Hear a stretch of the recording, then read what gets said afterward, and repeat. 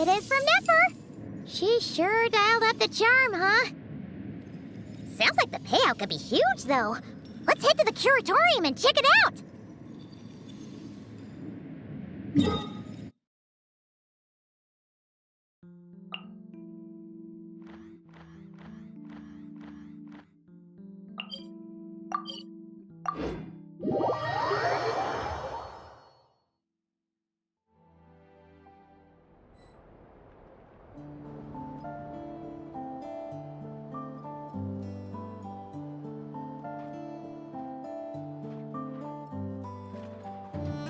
Where do we come from?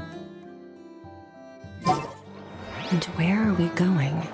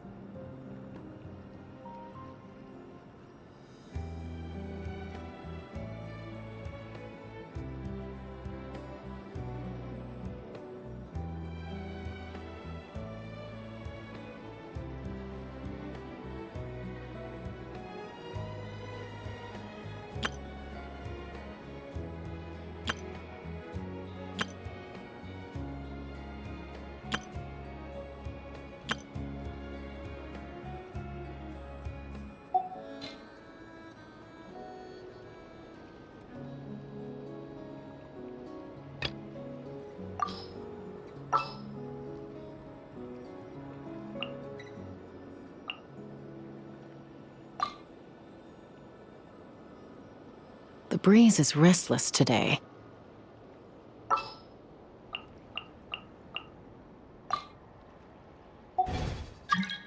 The abyss is like the world's shadow. It's always there, and it will never perish.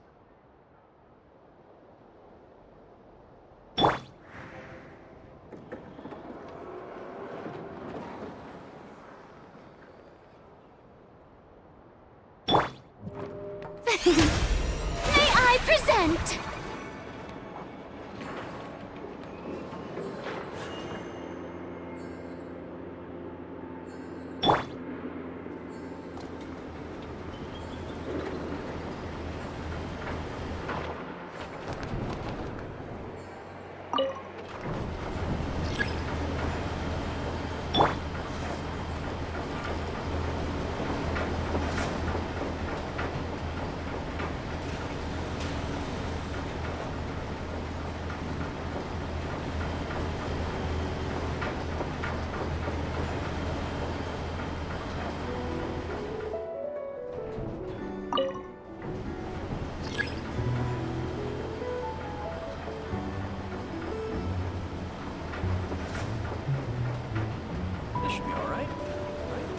Cleanup sequence in progress. Based on data from past incidents, please avoid dropping small items such as mora, screws, gears, minerals, toys, gummies, snacks, hairbands, socks, and slippers.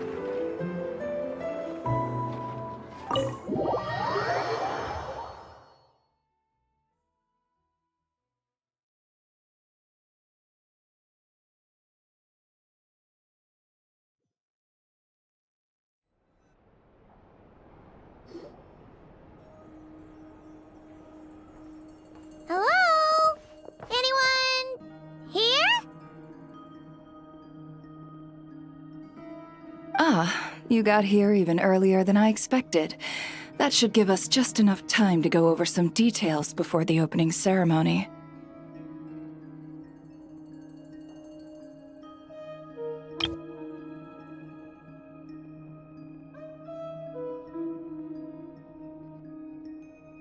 How about a cup of tea first? I'm sure it was a long trip.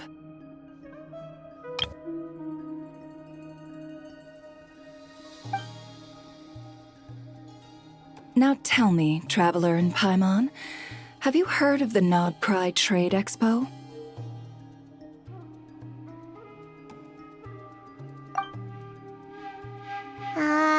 Nope. A long time ago, back before Nasha Town even had that name, this place was essentially one giant black market. With no administrative oversight, trade that was prohibited elsewhere was fair game here. So this place began to attract business from all over Teyvat. Over time, more and more people settled here, and what was once a black market became what is now Nasha Town. The spirit of free trade has been a local staple ever since. Hence, the Nod Cry Trade Expo was born. So, is it like a business convention? In a sense, it's an annual tradition once the shipping routes open up. The expo offers a chance to trade without restrictions. In other words, it's the biggest legal black market in all of Teyvat.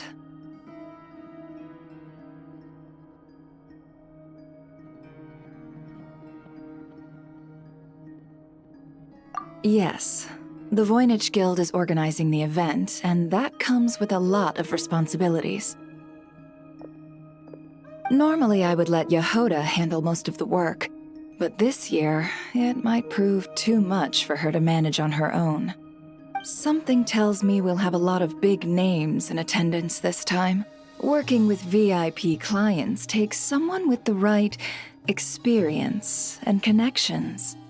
Hence why I think Yehoda might need a helping hand. Oh, so that's where the Traveler comes in. Exactly. I was hoping you could help her with participant coordination.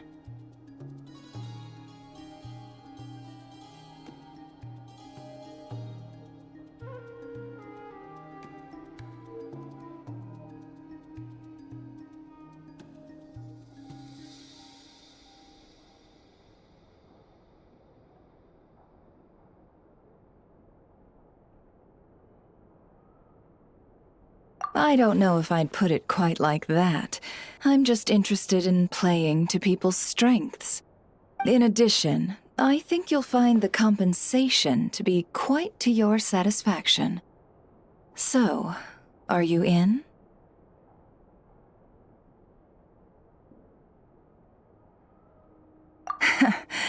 Good instincts. I do have one special request, as the one offering this commission. In principle, the Nod Cry Trade Expo is a platform for commerce with no restrictions. That said, the Guild does have one line that is not to be crossed. I'll need you to help make sure all participants are clear on this unspoken rule. As long as everyone complies, the expo should go off without a hitch.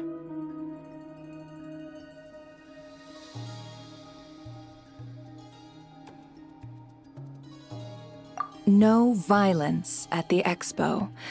The Guild has pledged to ensure the safety of all sellers and buyers in attendance. Violence? Whoa! That wasn't even on Paimon's radar! Just because it's legal doesn't change the fact that this is still a black market, huh? If that line is crossed, the event will descend into chaos. Of course, mediating such situations might prove complicated. So if you ever want my judgment on the matter, just come find me. The expo is being held on the shoreline to the southeast of Nasha Town. Yehoda is working on setting up the booths as we speak. She'll be able to provide details on the participants as well. All right, I suppose I'll leave you to it then. Yep, we got this!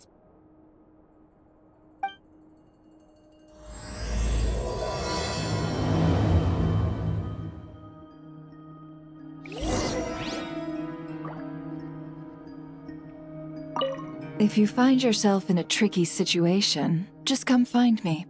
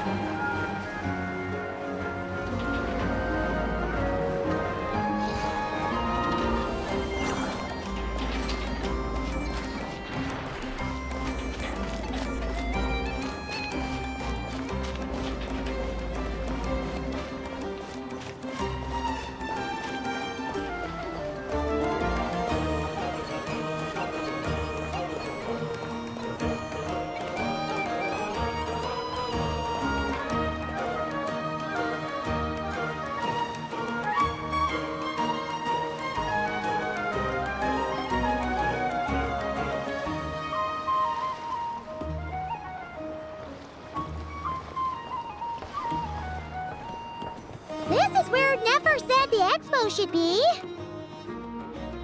Let me think. Yeah! Let's go with this. We can't keep changing the setup. Where are the goods being stored? You still haven't told us. And what's the guild's cut on transactions this year? Sorry, one question at a time, please.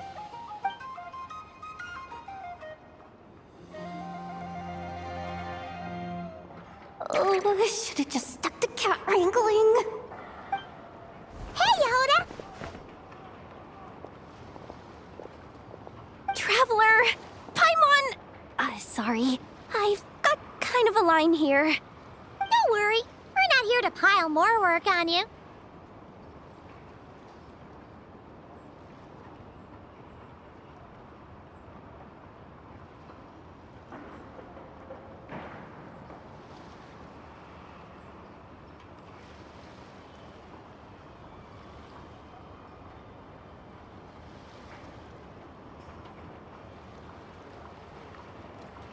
Really? Boss Neff, you absolute lifesaver! I'm seriously drowning over here. Oh, you two are doing me a huge favor. Nefer asked us to handle participant coordination. So, how can we help? Let me think. Oh, right.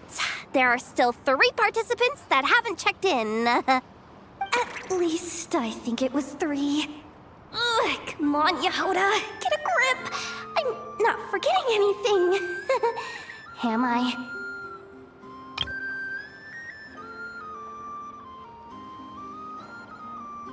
Looks like Yehuda's doing her freaking out face again.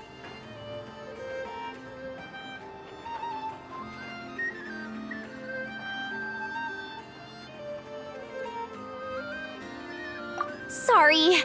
There's just so much to keep track of. Let's start with the basics then. What does participant coordination involve? Exactly. It's things like registering all the participants, verifying their goods, showing them to their booths. Oh, and if any disputes break out between them, it's your job to mediate. Got it! We're still waiting on the sellers for these last 3 booths. One's reserved for Aino, but as for the other 2, they're both big deal clients from abroad. The kind of people we really don't want to offend, so be extra careful around them, okay? Hey, the Traveler's got this. What's the worst that could happen? You don't get it. One of them's the captain of some mercenary fleet sailing the high seas, and the other's a top dog in the criminal underworld. Getting on their bad sides, 100% to no-go. If something goes wrong, let's hope that's a big if, don't engage. Just tell him you work for Boss Neff. Alright. You have a bunch of work still, right? Leave the Merc Captain and Gangster Buzz to us. Oh, lifesavers, the both of you. Not cry hot dogs are on me later, I promise. And whatever else you want. Anyway, I'm guessing the 2 sellers I just mentioned are caught up with lodging or cargo. You should be able to find them at these addresses. I'd get over there pronto if I were you. People like that don't take well to be kept waiting. Oh, and tell Aino to bust a move, would you? The booth I'm saving for her is in a prime location. If she doesn't come claim it, the other participants are gonna start asking questions.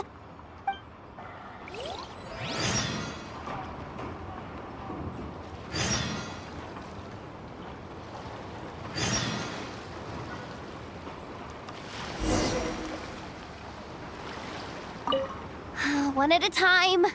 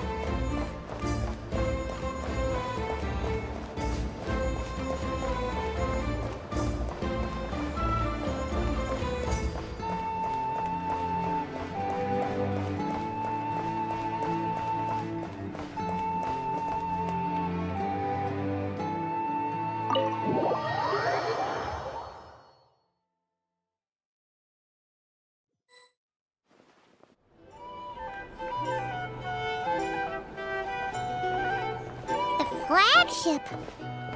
Guess this participant decided to figure out lodging first. Partner, Paimon. Navia! It's been forever!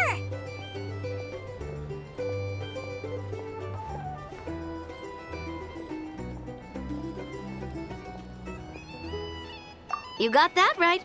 Representing the Spina di Rosula, of course. Top dog of the criminal underworld. Yeah, that checks out. Is that my new nickname?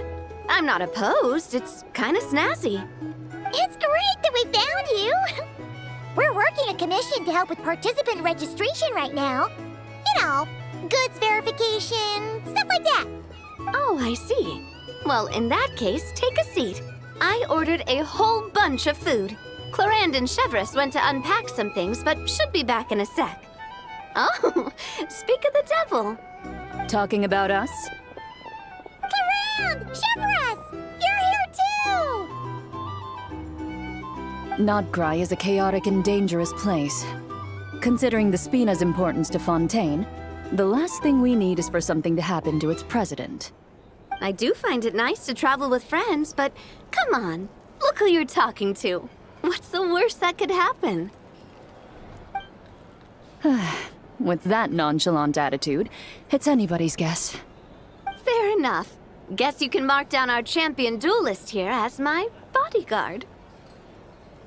Gang boss and her bodyguard. Got it. Should we mark you down for the expo too, Chevreuse? No need. I'm here on official business. A lot of our recent cases have had ties to Nodcry. And that's Paimon's cue to butt out. Oh, one more thing. What's the Spina planning to trade at the expo? Oh, this right here. It's one of the Fontaine Research Institute's newest inventions. It's a kind of relay system that allows the user to unleash Pneuma and Usia energy in battle. So it's a weapon? Of course. At a market with no legal oversight like this one, weapons are gonna be the first to go. Guess so. Still, bragging about not having to follow the law in front of Chevreuse feels wrong. I don't mind. I've read quite a bit about lawless territories and crime novels before. As a detective, I know that I'll need to put the rules aside for now if I want to get things done here. And on that note, I should get to work. I've got patrol members waiting on me. Well, ready to head over to the venue? Just follow us! All right, let's get this show on the road. I want to get a bit of shopping in as well.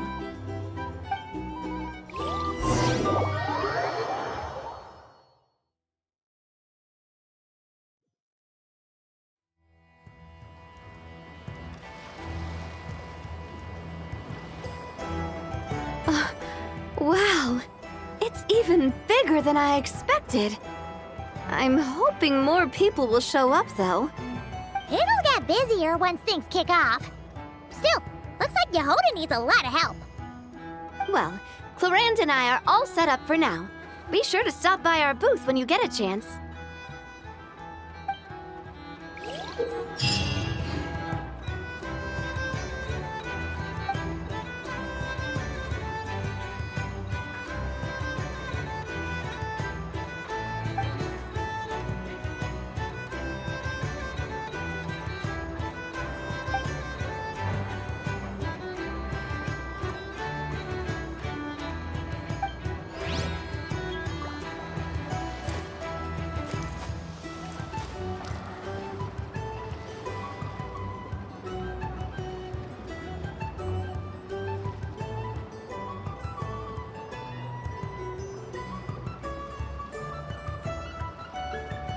I'd have lost myself long ago if I allowed myself to be led by the whispers of the abyss. Surviving is tough. Taming the beast within is tougher.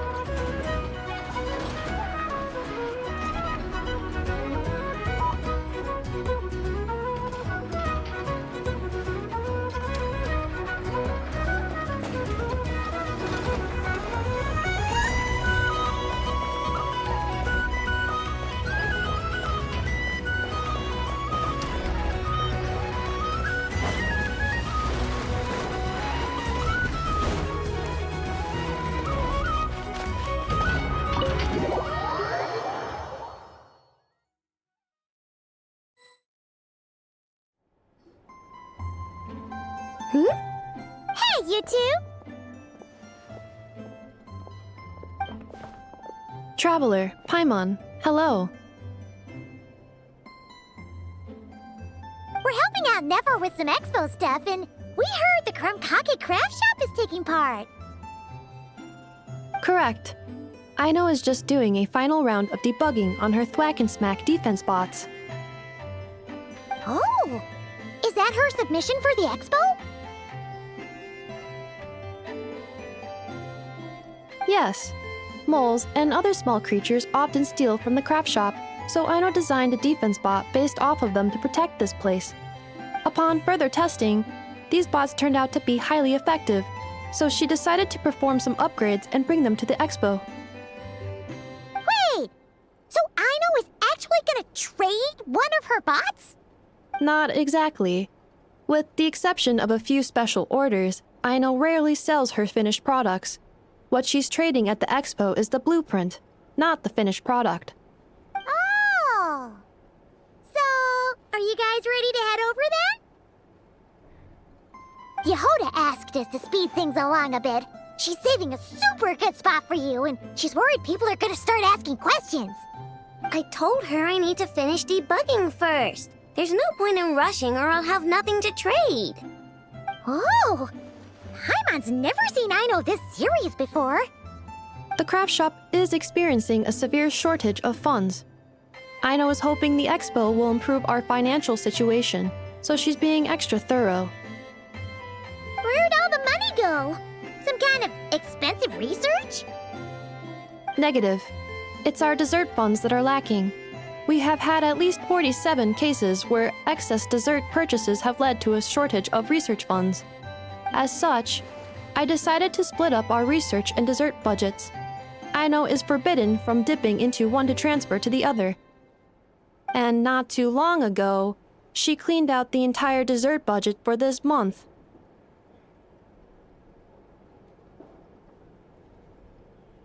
All right, done. Thwack and whack defense bots, do me proud. Looks like we can head over now.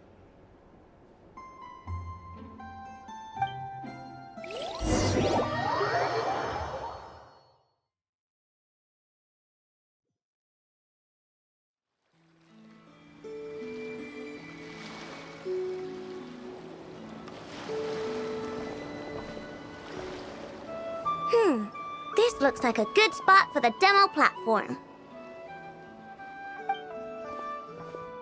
This new bot looks pretty interesting, Aino.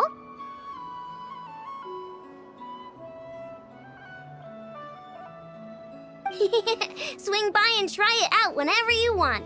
It'll blow your mind. I just know it. Thanks for the help. No problem. Oh, and for registration, is it just gonna be you two? I will be participating, but there is no need to register, Aino. She doesn't like to be around a lot of people. Once the expo starts, she'll head straight back to the craft shop. Oh, good point.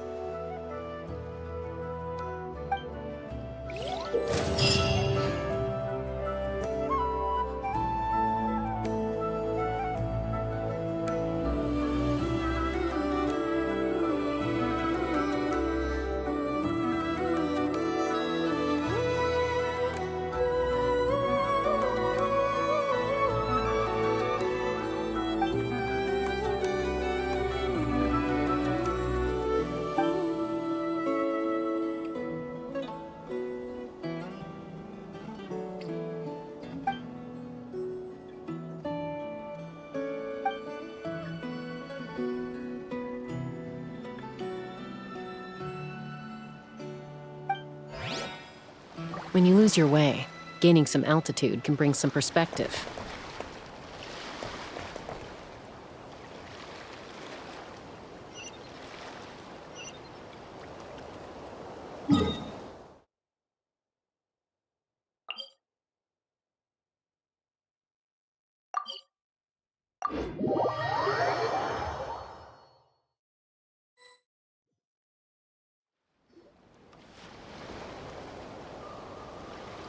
Wait, is this?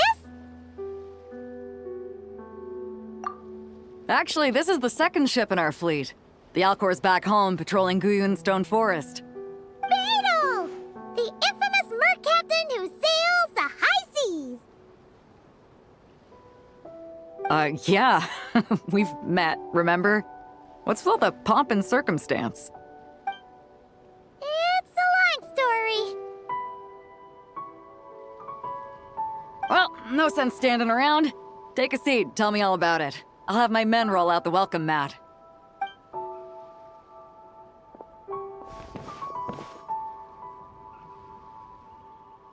Ah, I see. So you know the head honcho of the Curatorium, huh? Your network of connections is something else, that's for sure.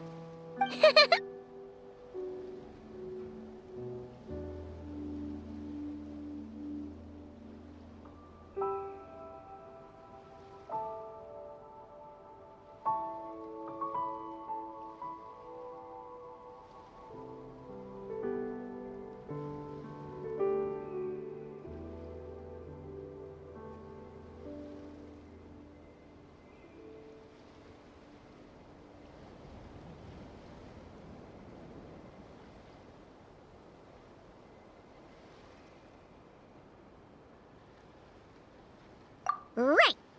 We need a record of who's participating in the expo and what you're planning to trade. Well, mark down me and a few crew members as participants. The rest will stay on the ship. As for what we're trading, take a look.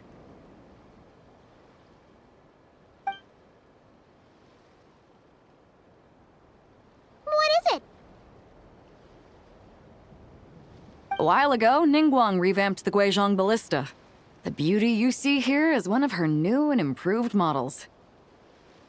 It has insane firepower and comes complete with remote guidance for accurate striking even at long distances.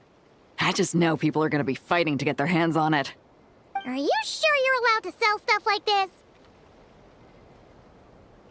this? Don't worry. Compared to the model the Millileth's using, this one might as well be an antique. Nefer wasn't kidding when she said no restrictions, huh?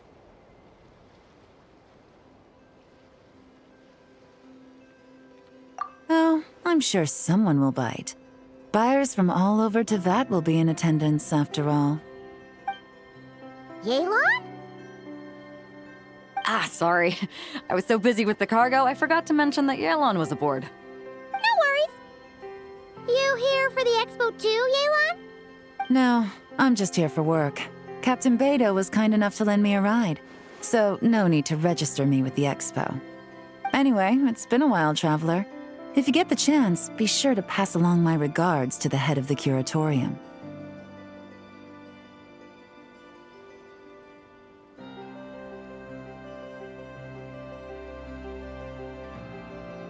The sensitive kind. Sounds like our cue to stop asking questions, doesn't it? Well, I'll be off then. Once I'm done with this, drinks are on me. About time! I've been itching to see Nod cry from the bottom of a bottle. All right, that's it for registration. Follow us, and we'll take you to the venue.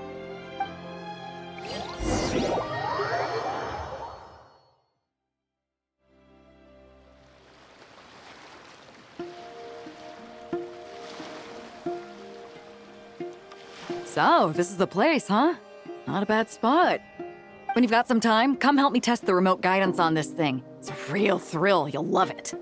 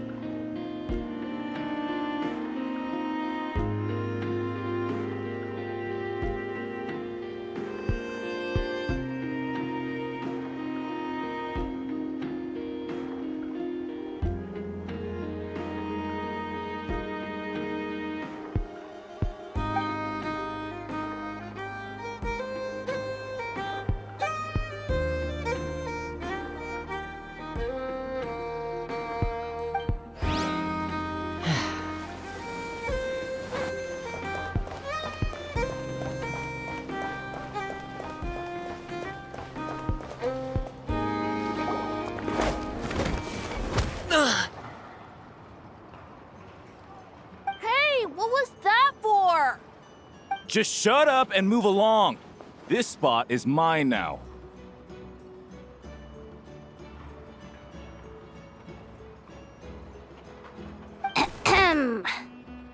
It's the lady in charge. We were just setting up our booth and he's trying to take it from us. A troublemaker, huh? The expo announcement spells it out clear as day. All forms of violence are strictly prohibited. Read it and weep, Buster. I've been wanting to talk tough like that for ages. Should be enough to scare off a punk like him, no problem.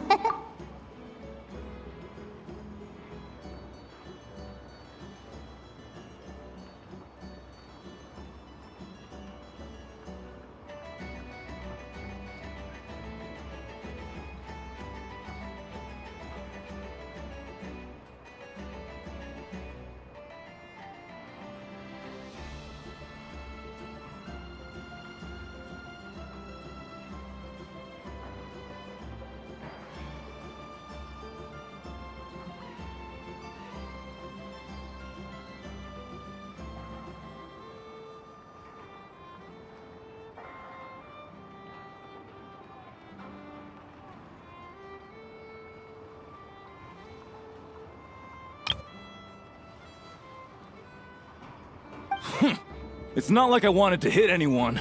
It's just not fair. What's that supposed to mean? We all know the black market stuff is in the highest demand here. So how did these dwarfs get a spot selling these stupid toys?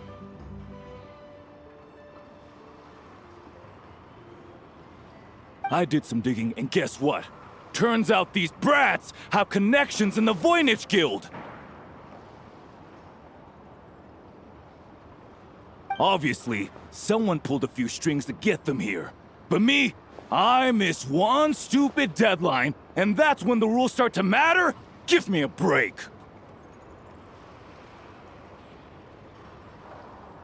Hey, we earned our place fair and square.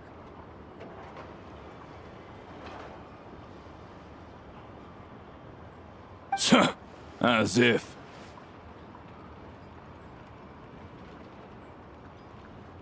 So, you're slinging out the easy targets, huh?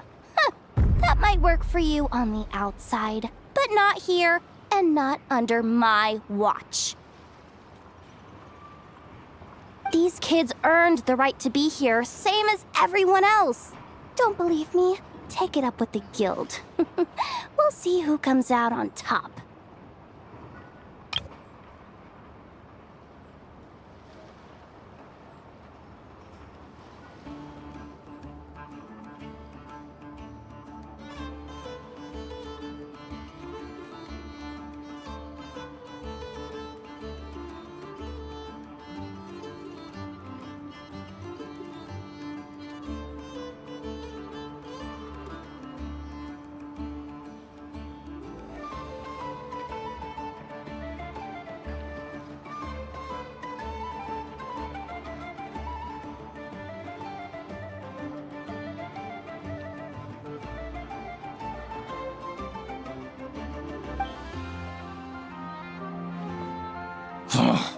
Just you wait. Who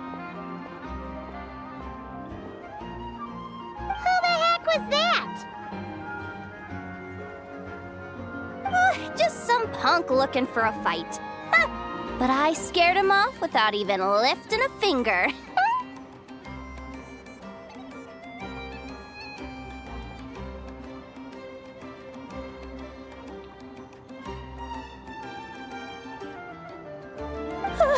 I'm still shaking. That was close. Almost had to pull the Nefer guard.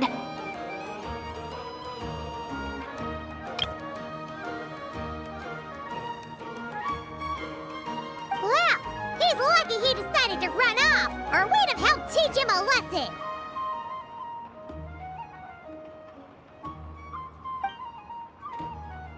Thanks a million, miss. All in a day's work. Anyway, knew I remembered you guys. your guardian works for the guild, right? Was it again? Auntie! Are you alright? I'm fine. Just got a little scrape when he pushed me. I got caught up with something. I should have been here. I'm sorry. Right! Ashvapati! The one man in the guild who wouldn't know profit if it hit him in the face. You get a spot in the most lucrative market in the world, and you're letting the kids use it to sell toys. And no one else would even entertain that idea. Well, the purpose of the expo is free trade, right? There's no rule that participants have to sell weapons. No, but most people know what's gonna make real dough. Unlike a certain someone. Ati, Neb, Rhea, head back to the booth. If anything else comes up, you call for me, okay? Don't be reckless. Okay, got it.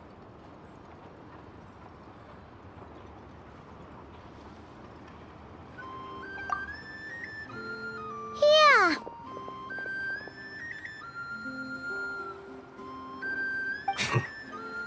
You two know your stuff. Wait, what? Then why not make them look the part? They'll sell tons better that way. If you were to leave your kids a gift, would you choose a toy or a weapon?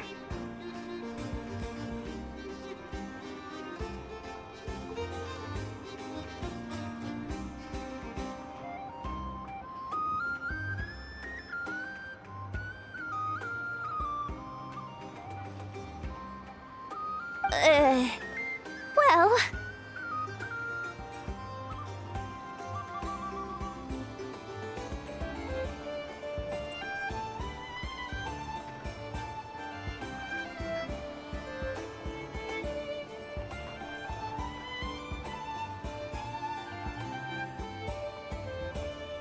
In any case, I'm not looking to make it big.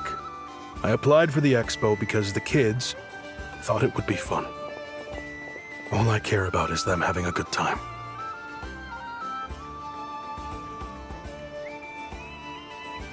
Fair enough. You're still gonna be busy with guild business though, right? Just a heads up. This might not be the safest place to leave the kids unattended. I understand. A lot of children suffer because their parents are too consumed with work. It's unavoidable sometimes. But I want them to have better.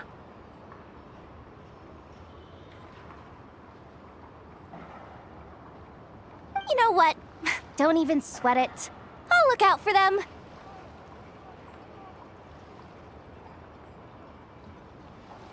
What the heck are you doing, Yehoda?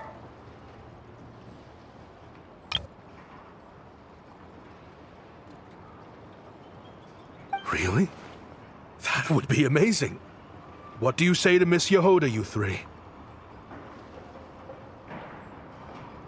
Thank you, Miss Yehoda.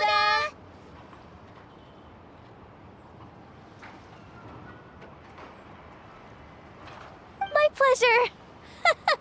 Just have them come find me if anything comes up. Got it. I should get going then.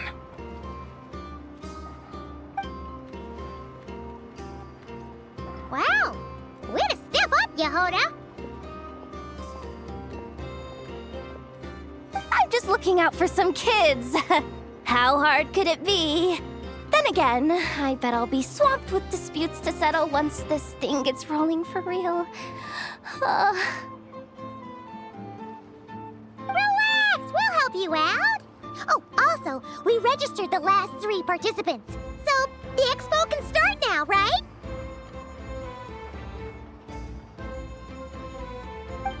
Wow, already? In that case, let me go get things ready for the grand opening. Talk to you later.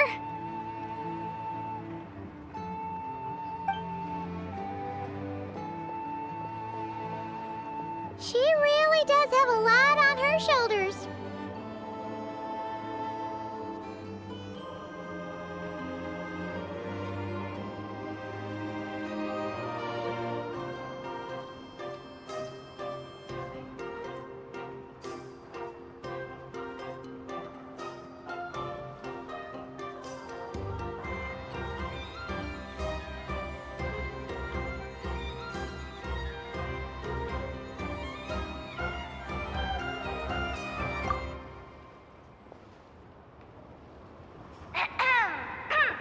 Attention, everyone! Participant registration is now complete. On behalf of the Voynich Guild, I am pleased to announce that the Nod Cry Trade Expo is open for business.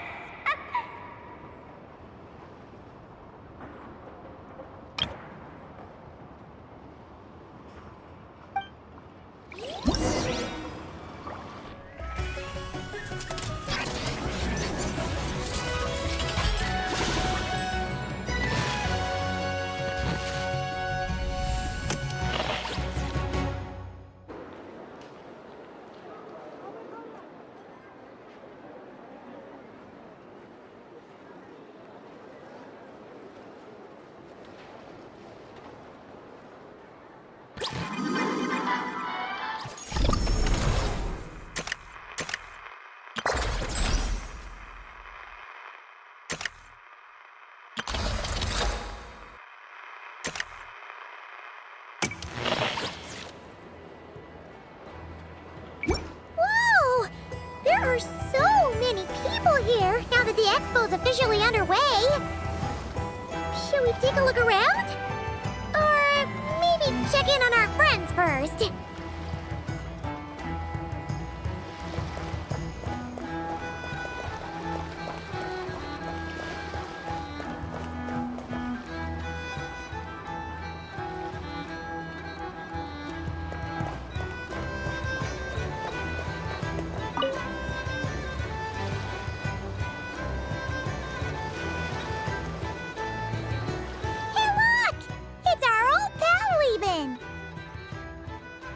Oh, it's you two!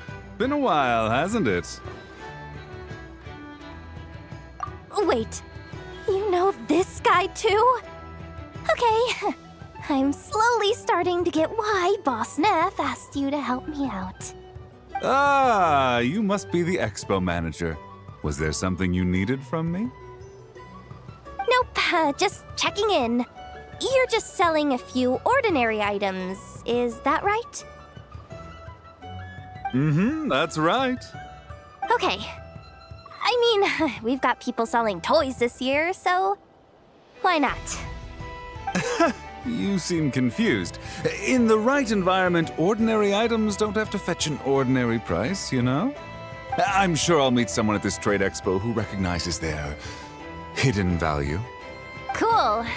Well, you do you. I'm certainly not gonna stop you. What about you, friend? Care to do some business?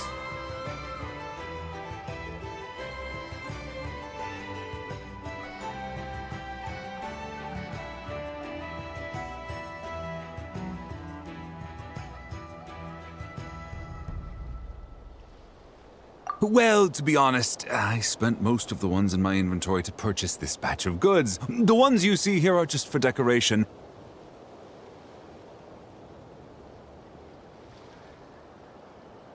But I'm confident that I can make a killing here, so I'll be sure to make another batch of Box of Marvels should the opportunity arise later.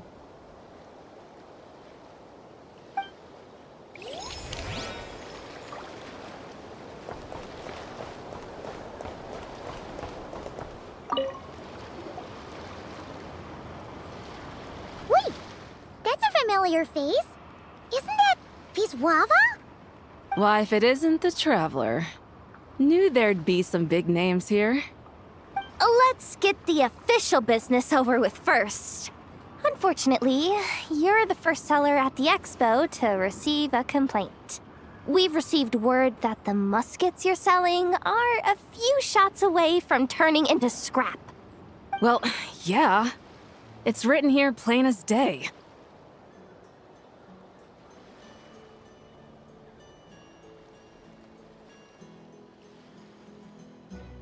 Muskets for sale. Condition extremely poor. The internal grooves have been worn away and the ammo might be damp.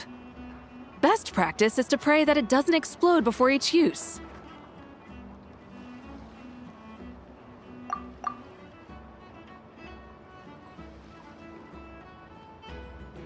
Wait, so you weren't speaking in code to cover your tracks? Code? Yeah. Sometimes people bring stuff that needs to be kept on the down low, so they dress it up as junk beforehand. Happens on the black market all the time. You're overthinking things here. This stuff really is junk. We were just gonna scrap them, but my superiors thought we might as well try and make some more off of them. And who knows? If the prayers are answered and the gun ends up firing a few times, the buyer hasn't totally wasted their money, have they? Guess not.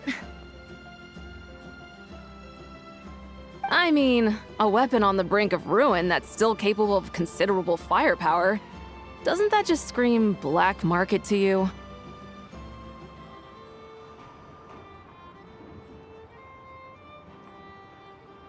Yeah, but who would buy something like this? Maybe collectors who don't care if it works, and desperados who don't care if it explodes. Fair enough.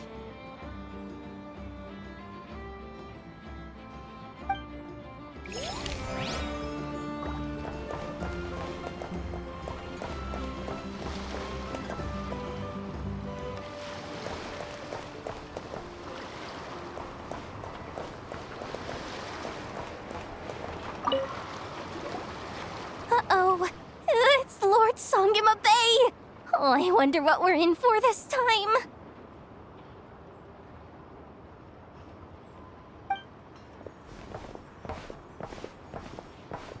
Well, hello! Is that the Traveler and our dearest Miss Expo Manager Yehoda? You're in luck. I'm offering a whole host of Expo exclusive discounts. Don't miss out.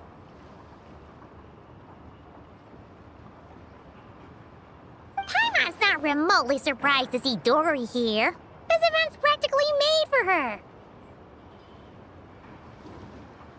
Yeah, she attends religiously every year. And she's always the seller who we get the highest number of complaints about.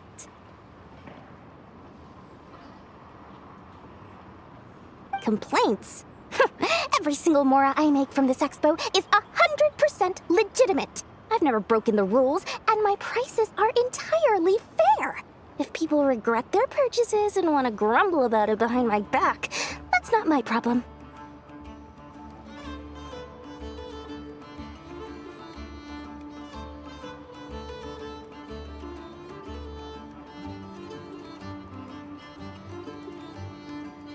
Paimon can hazard a guess as to why people might be complaining.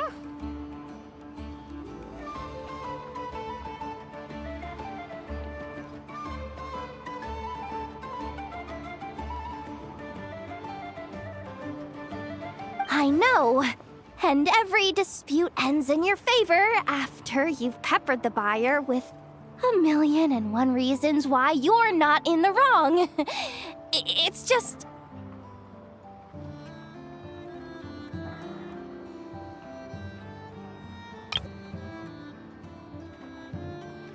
Could you maybe not find a way to send every single one of your customers complaining to me this time?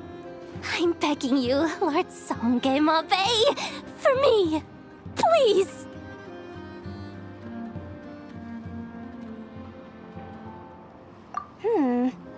How about this? A special opening sale just for Miss Yehoda. 50% off! In other words, I'll do my very best to keep the number of complaints down to no more than half of my customers. Sound good?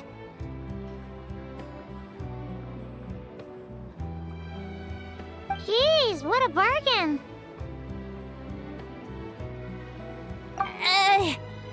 Works for me, I guess.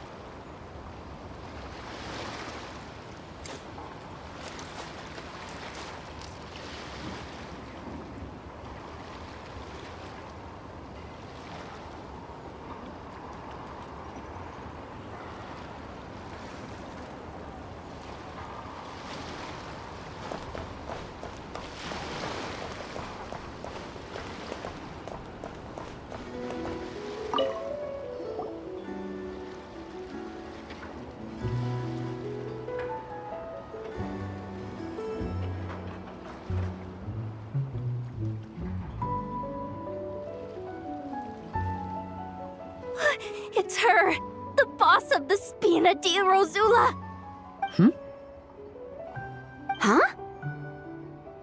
Uh-oh, things are about to kick off. What are you worried about, Yehuda? Shh! Don't you see him over there? Parasol Lady's the head honcho of the Fontanian underworld. Rumor is she pulled the crumbling organization back together and avenged her father with her own hands. Oh, we don't want to get on her bad side. An eye patch over there is a merc captain from Liyue. She has a fleet of her own that sails the seas. Most people know to steer clear. I was worried this expo might not be big enough for the two of them, if you catch my drift. So I kept their booths far apart. Looks like they wound up meeting in the end, though. You don't think they're butting heads already, do you? What am I gonna do?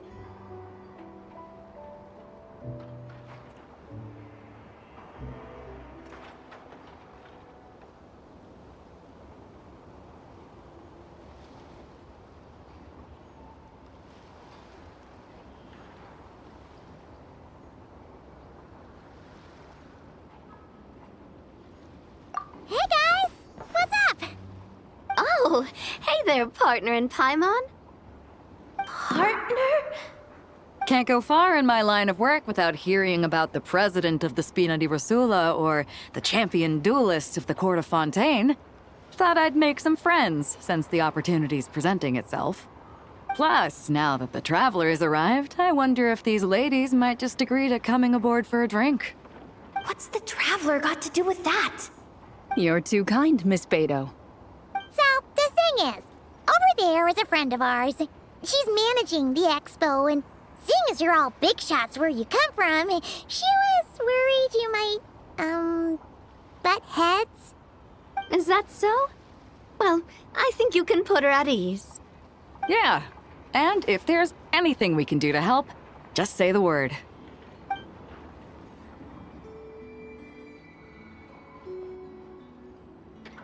Well, there you have it. Nothing to worry about. These people are your friends? How is that even possible?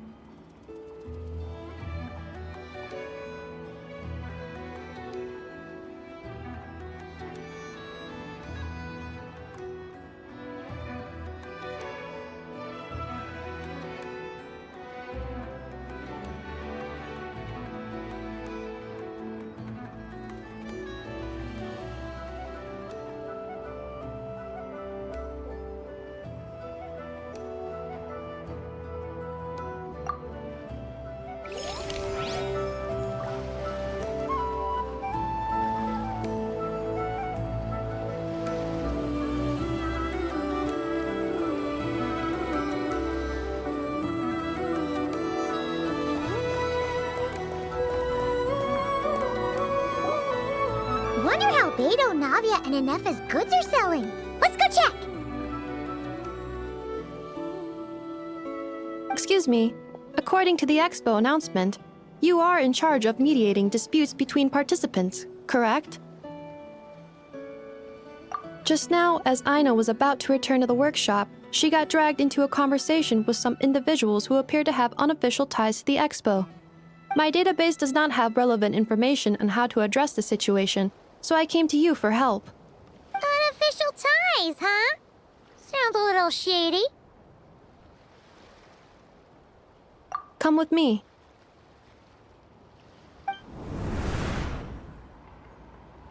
A device that uses Pneuma and Usia energies in battle.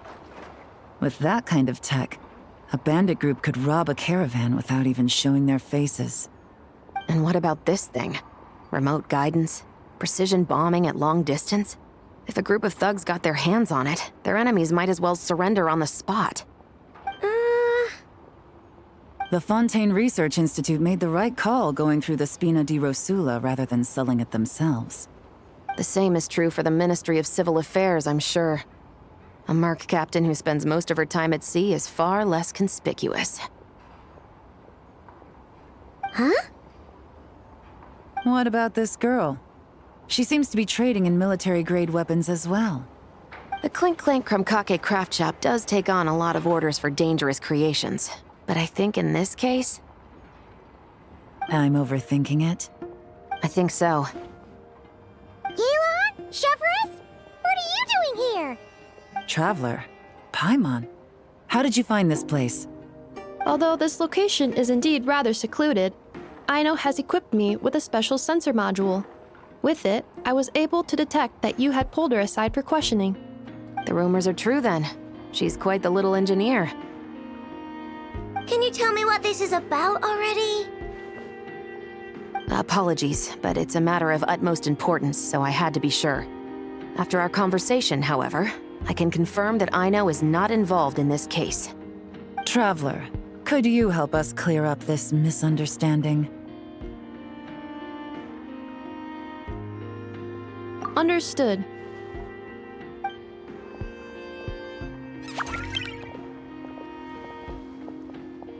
Based on our conversation just now, I'm guessing neither of us is the target the other is searching for. I second that. And since our strategies were so similar, I'd wager we're after the same person.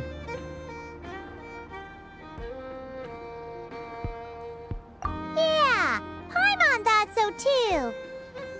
Well, I wasn't planning on dragging you into all this, but now that I appear to have gained an unexpected partner, I suppose I might as well explain.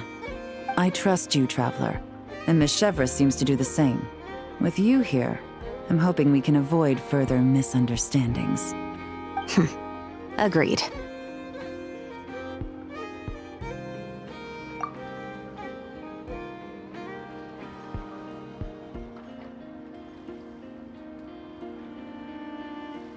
Miss Chevrolet and I seem to be here in Nodcry to reel in the same fish. That's right. And the product we brought to trade is the bait. Of course, if I worked in the booth, it might tip people off, so that's where Navia comes in. I assume it's the same situation with Captain Beto? So, does that mean your target is gonna be at the expo? Yes, there's a good chance it's one of the buyers. But, what about Nefer's golden rule? What? No. I've done some digging into the head of the Curatorium and where she stands. We can't let her know what we're doing. Well... I wouldn't be surprised if she got the Traveler involved because she anticipated this from the start. If the Traveler has someone to answer to, then we should go. Fine.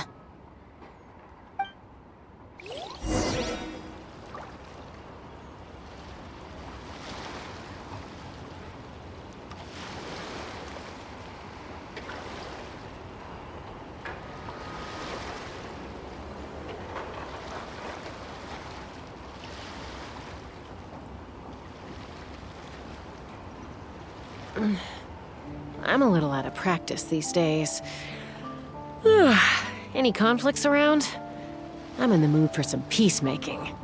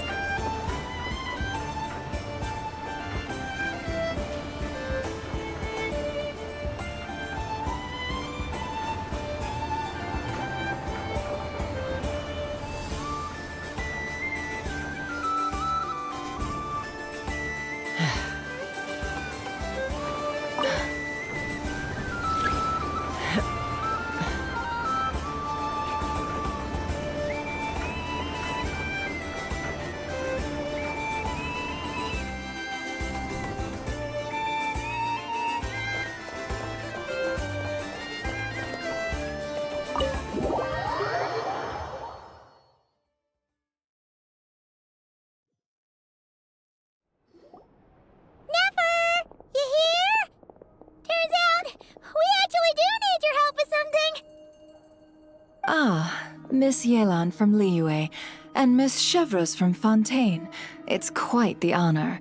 Forgive me for not greeting you sooner. So you knew we were coming all along? Anticipating your arrival is one thing. Getting you to come talk to me is another. And that's why you put the Traveler in charge of participant coordination. You knew we trusted him enough to tell him the truth about our plans.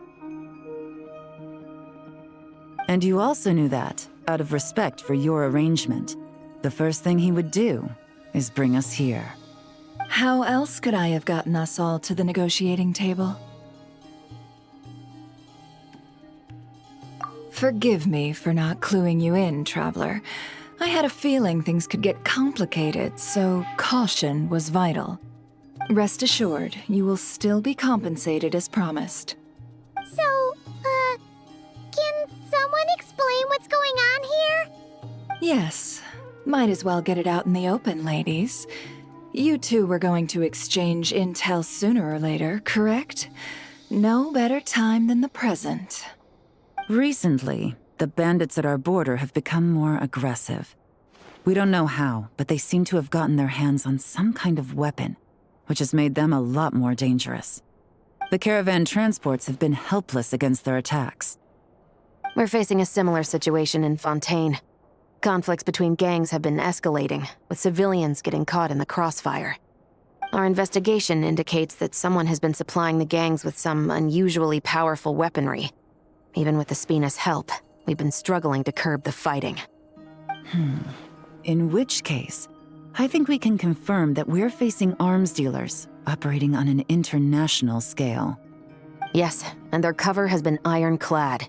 There hasn't been so much as a trace leading back to them, until their most recent operation. Let me guess. Someone leaked where the weapons are coming from. And it pointed right to the Nodcry Trade Expo. Exactly. I see. Well, weapons tend to be a hot commodity in a market with no restrictions. Say that the person you're searching for is in attendance. Does that mean you're prepared to ruin the expo to nab them? I won't lie to you. Catching this person is my top priority. How about this? In the spirit of being a good host, you give us a bit of leeway to do what's necessary. And in return, we won't do anything to undermine the expo. All deals made at the Expo are protected, including those that would be illegal elsewhere. It's the entire purpose of an event like this. The Voynich Guild gets a cut from both the seller and the buyer, so we have a duty to uphold that principle. I can't just let a customer get scooped up by the authorities while everyone watches. You said this was a negotiation, but you don't seem prepared to compromise. Let's think about this. Maybe there's another way? Only deals made through the Expo are protected, correct? Oh? Theoretically speaking, were any deals to take place outside of the Expo's scope, I would have no right to interfere. Good. Then we can promise that the rules will be followed. I want insurance, then. To hold you to your word, the Traveler must be part of all operations related to the investigation. We have a deal. Then you have my thanks in advance. Looks like negotiations are a success! It's the best outcome I could have asked for. I appreciate the help, Traveler.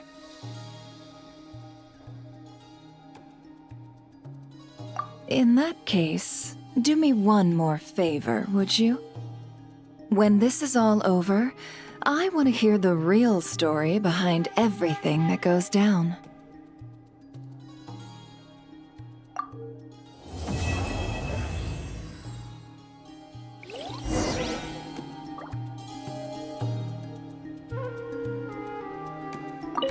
When this is all over, I want to hear the real story behind everything that goes down.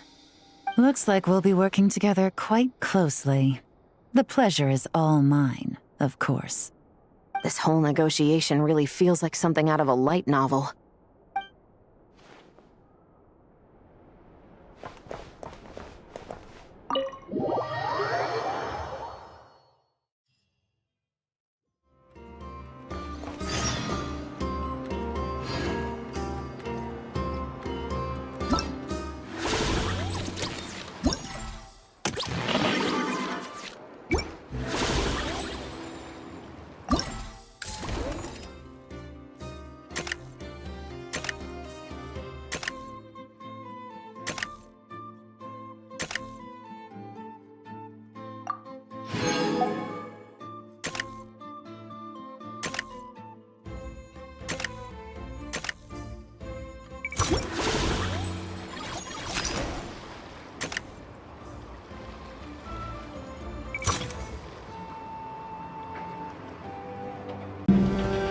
Well, it's been 2 days.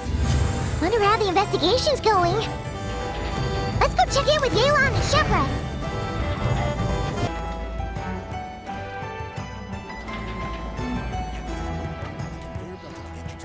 It's at times like these that you've got to stay extra vigilant.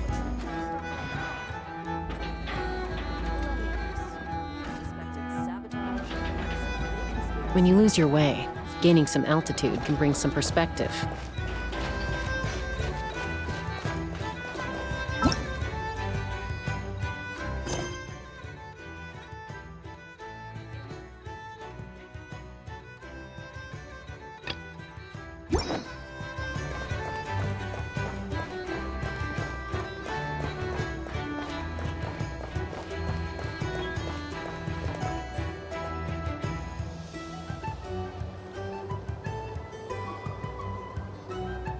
Wow! Can this launch blaster thing really shoot stuff from that far away?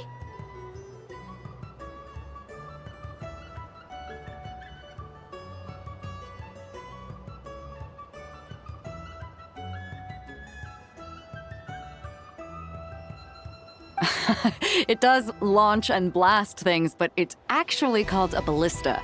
And yes, it can.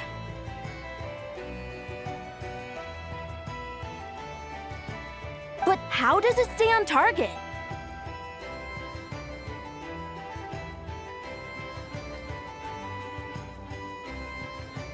It uses a remote guidance system. But I'll let you in on a little secret. The upgraded version doesn't even need that.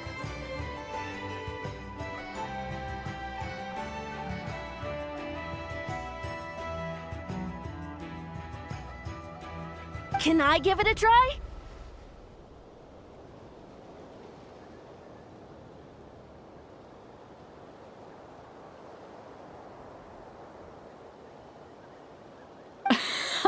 Oh, not a chance, kid. Can't have you hurting yourself. Believe me, this thing is even more powerful than it looks. Ask me again once you're older. Hey, Beto! What you up to?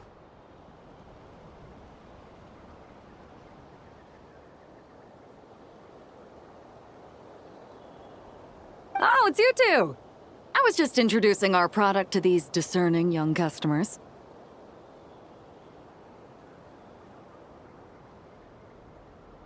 Paimon thought you were here for some, fishing? Wait, are these three? What? No, of course not. The kids were just curious, that's all. I'm sorry. Are these three preventing you from doing business? Let me get them out of your hair. Come on, time to go.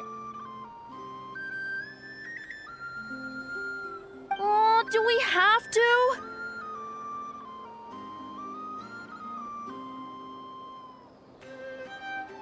Don't sweat it. They were just curious.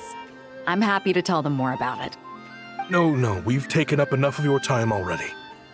Neb, don't bother people when they're trying to work, okay? Okay. It was no bother, I swear.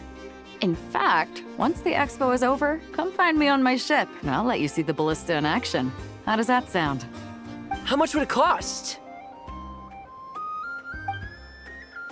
Not a single mora. Really? It's a promise then, miss.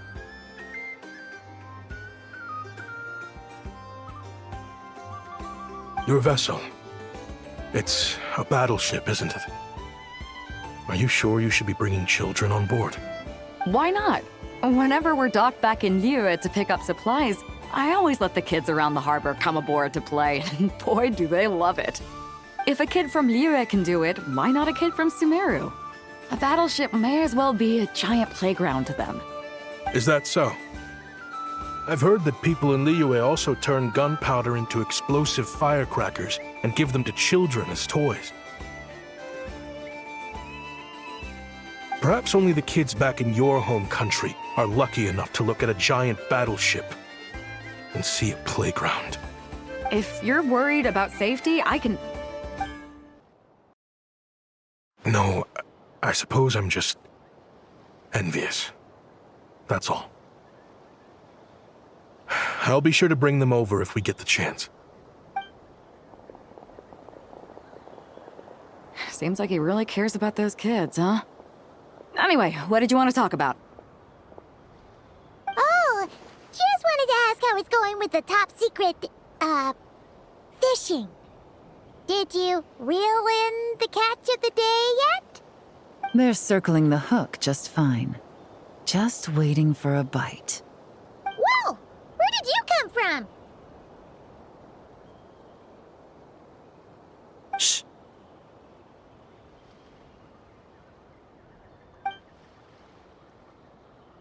Well, that just proves my point. Something like this would only see more use in Fontaine. Except, you never find something like this for sale there. Better jump on the chance now before it's too late.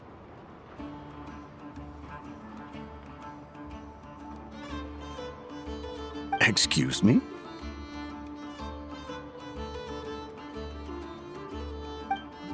He's coming this way! Steady now.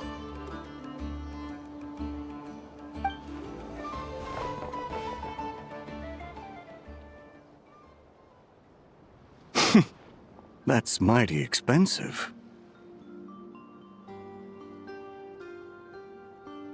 Well, no one's forcing you to buy it. If you're not interested, you're free to move along.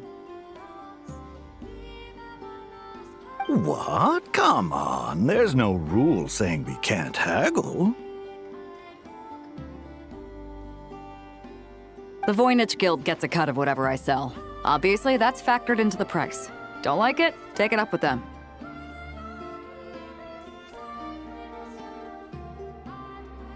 Listen, I can tell this is something special.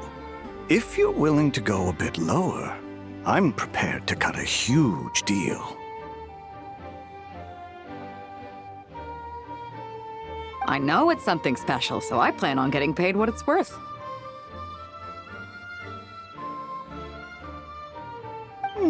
Perhaps there's a way we can both get what we want then.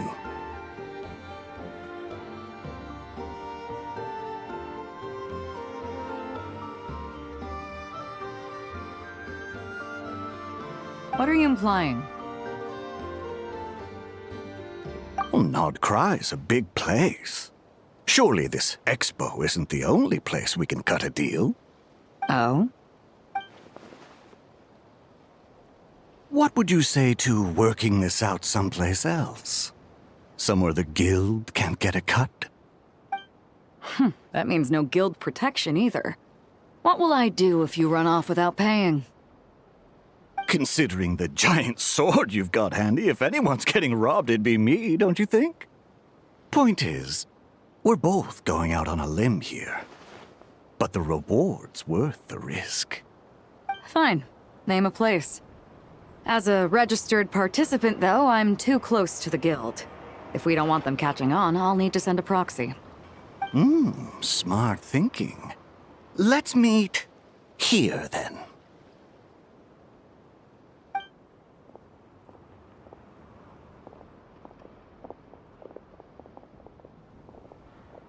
Good. He took the bait. Let's go elsewhere to discuss our next move.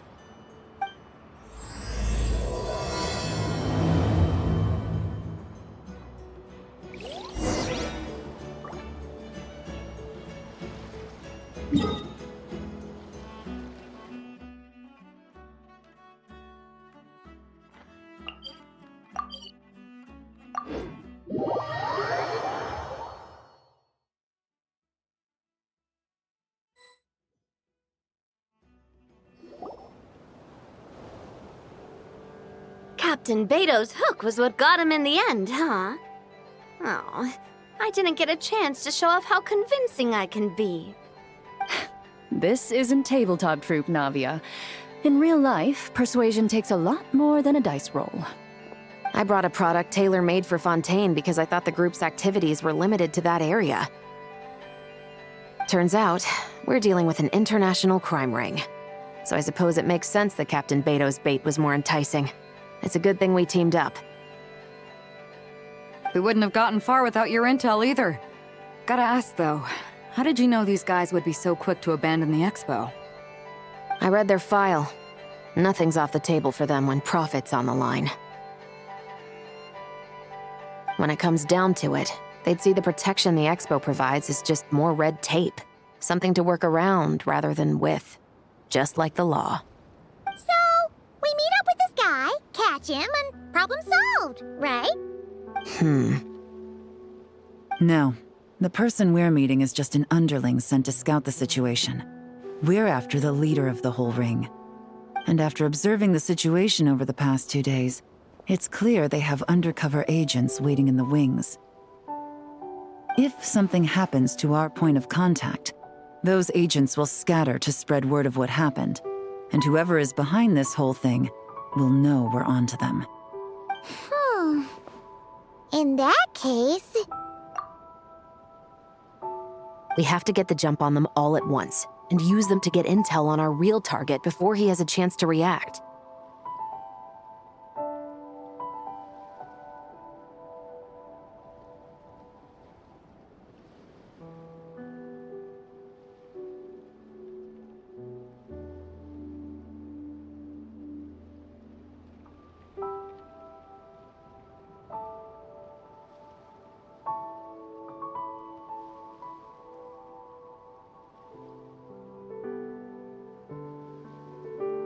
Forgive me for pointing out the obvious, though. We have nowhere near enough personnel for that. If even one of the agents escapes, it's over.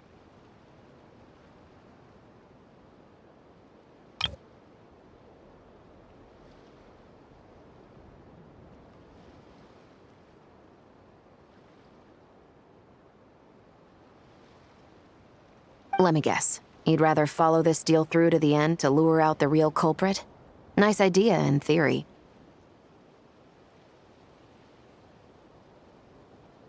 The problem is, in my experience, that person would never show their face for something like this.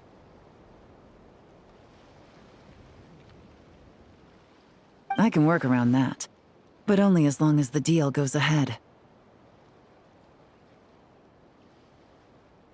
So, you're planning to trail the person picking up the goods. I suppose that could lead us to the big fish, but that would mean we have to actually hand over the weapon.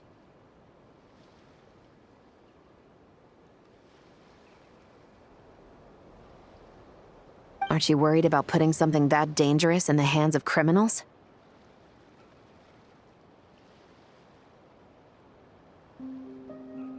We can control how dangerous it is. But if we followed your plan, could we really guarantee that not a single agent would get away?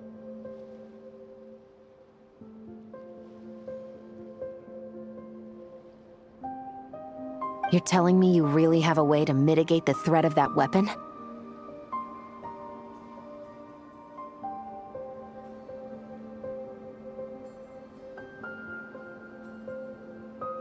You're telling me that you really have the wherewithal to carry out a large-scale search and seizure operation in Nodcry?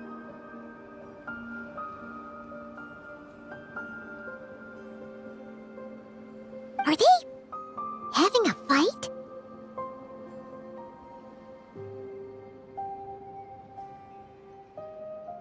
They're both experts in this sort of thing. A lot of back and forth is to be expected. Don't worry. I think they're getting along great.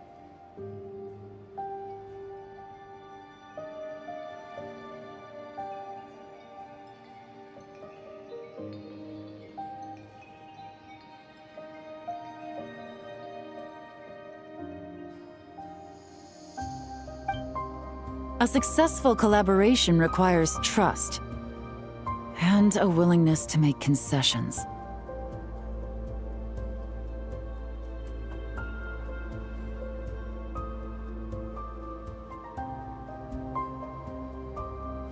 So how about this? I'll meet up with the underling as planned and stall him as long as possible. While I'm keeping him busy, you round up the rest of the agents. Sound like a plan? Yes, I appreciate the trust. And I promise you, not a single one will get away.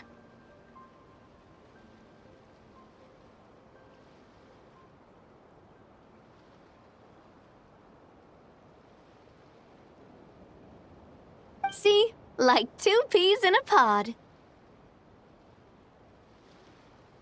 Traveler, you should come with me to meet the buyer. After all, we promised Nefer you would be involved in all our operations.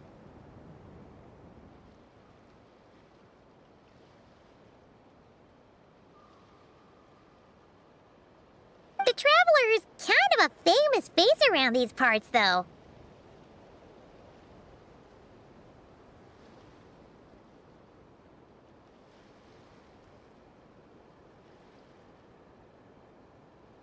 Then, you can serve as backup. Remain hidden, and on the off chance he tries anything, it'll be 2 against 1. Ha! Let's do this thing!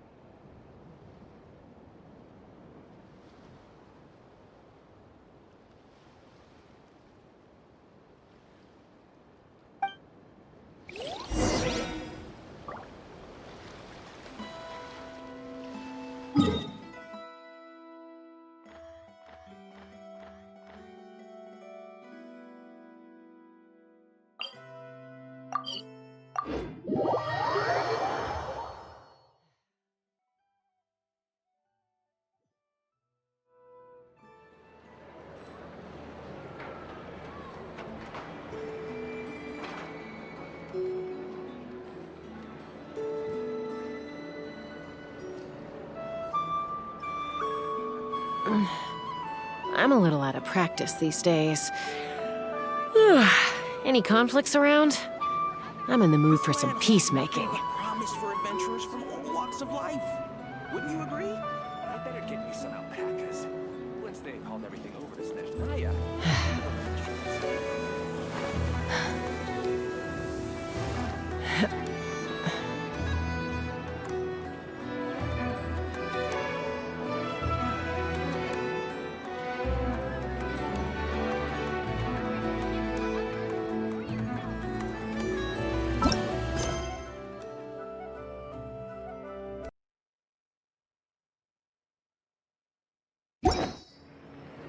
This land holds nothing but promise for adventurers from all walks of life.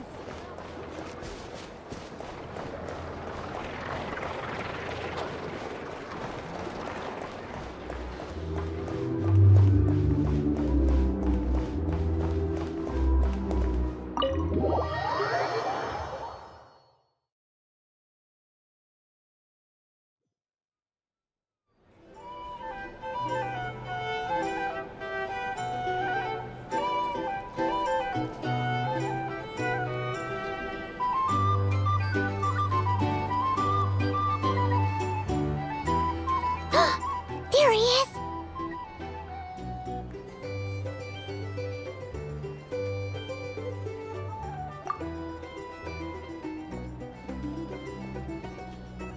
You really can't go lower? Best I can do is shave off the amount the guild was going to take. You're a tough nut to crack. How do you plan to deliver the goods? Depends on what you need.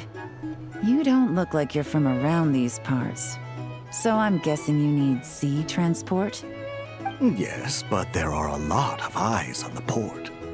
It would be better to dismantle the product and transport the components in crates. That might be tricky. If you're worried about getting caught, then let's bypass the port entirely. We can launch from a secluded shoreline and use our own boat for transport. Sorry. But I'd still prefer to have it dismantled and stored in regular crates. Ah, I'm guessing the port of arrival is where you resell the goods? You want it hidden in unassuming cargo crates, because you operate right out in the open. Most of the weapons have come in through Yilong Wharf or Lumidus Harbor, so that seems to check out. What are you trying to say? Nothing. Just connecting some dots. I think we're done here.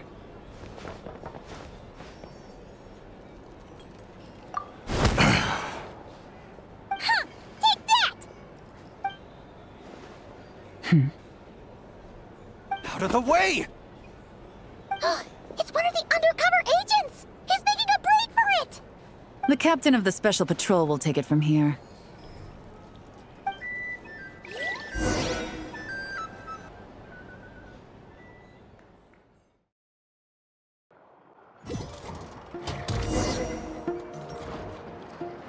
One just popped up. Looks like the one on the surface has been subdued. There are children around. I have to avoid bloodshed. Trying to escape? Allow me to show you the way!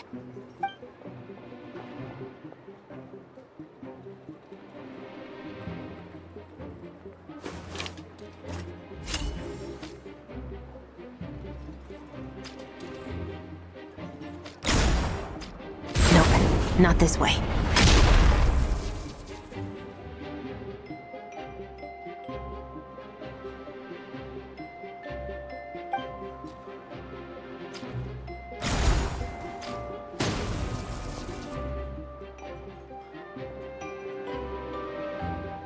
Had enough? Then turn around!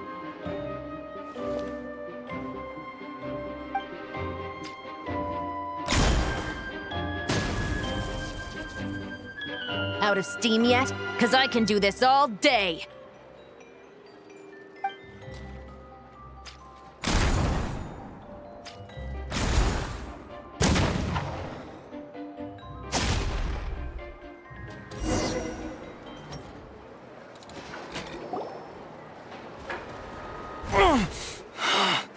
My leg! Is still attached. And if you want to keep it that way, I suggest you stay right where you are.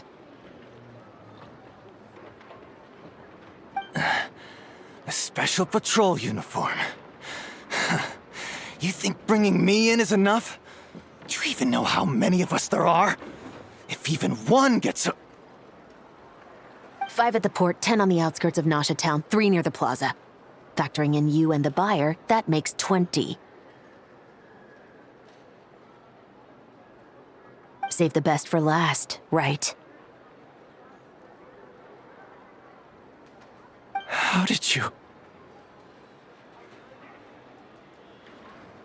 Don't even think about it.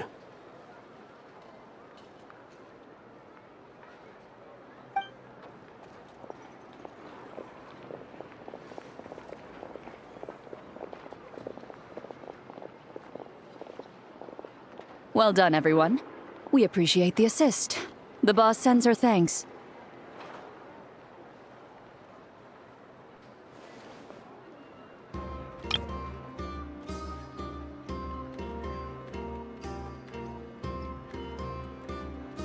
It was an honor. Without the Spina's help back in the day, we never would have been able to make it in Nodcry. It was about time we returned the favor.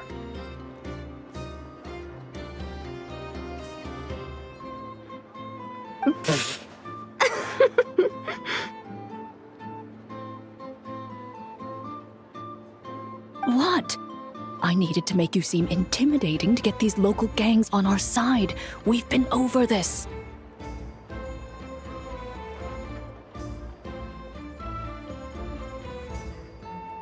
Yeah, I know, but hearing you call me boss will never not be hilarious.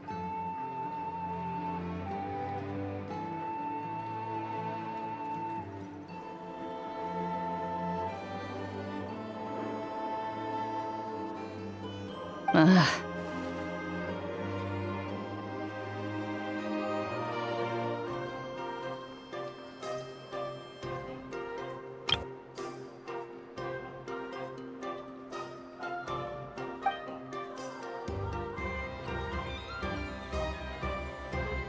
Wow! Navia is something else!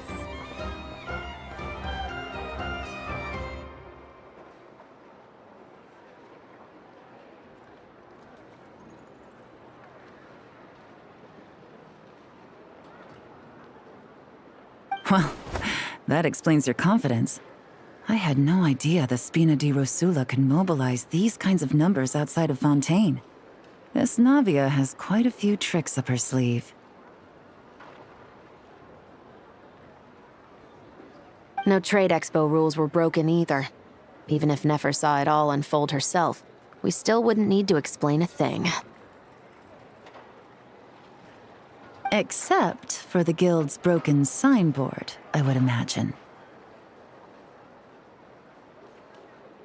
It was an unavoidable sacrifice.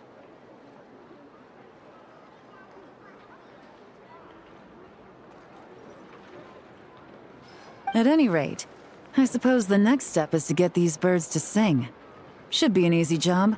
The Maison Gardiennage has a reputation for highly effective interrogation tactics.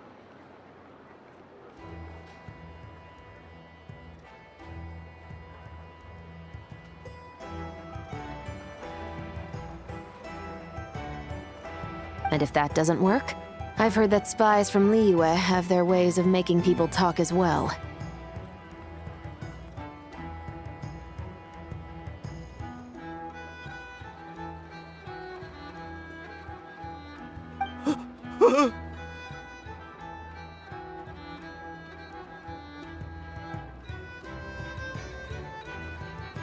Yes, that means the operation was a success, right?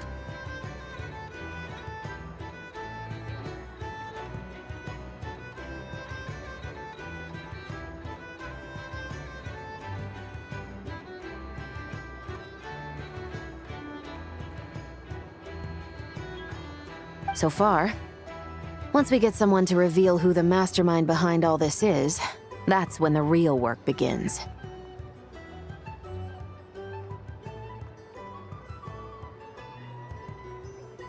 I'm sure that person is in hiding somewhere far removed from the expo. But as far as our deal with the Curatorium goes, I think that's a wrap.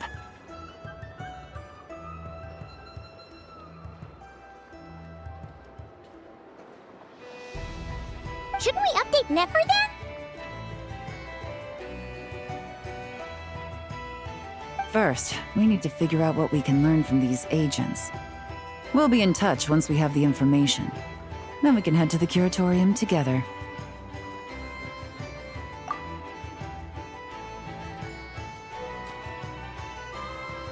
Well, that went a lot smoother than expected. Not a single one got away. You're thinking about Nefer's final request, huh? Let's see. We have 2 expert detectives from separate nations teaming up to uncover an international crime ring. That's not a bad story.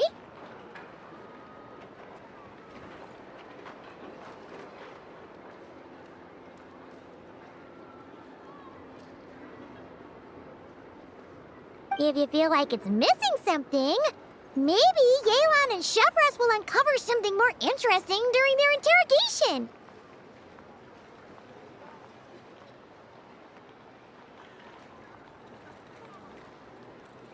Excuse me?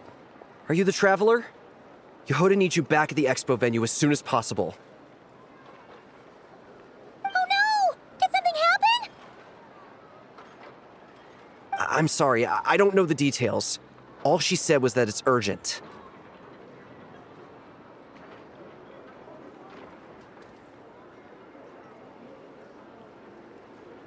Now let's get a move on!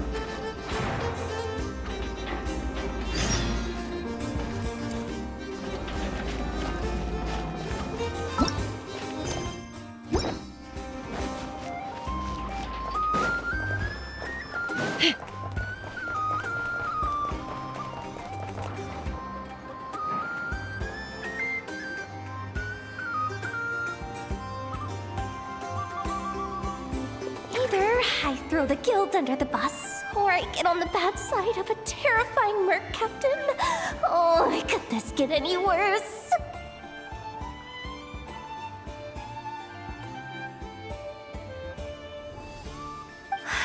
Get it together, Yehuda. Focus on the hot dog you're gonna treat yourself to after today is over. One thing at a time. All right. You've got this. Let's try not to get too worked up, all right?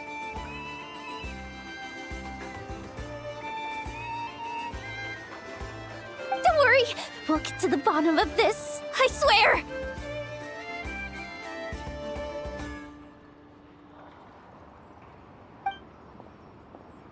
What happened?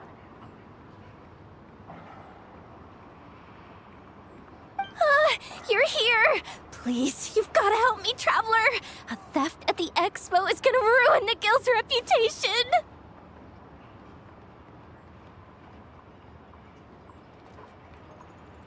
A theft? How did that happen? You're asking me. The guild has people keeping watch over the storage area for this exact reason. And it just had to happen to one of the scariest people here. Beto? Wait, that means... The guild asked us to keep our goods stored on the designated shelves. I had a few prototypes that I was using for demonstration, which I had stored there. But when I came to check on things just now, I noticed that all of them had been stolen.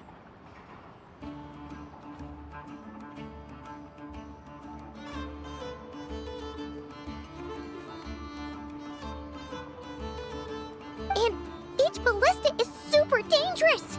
If they fall into the wrong hands...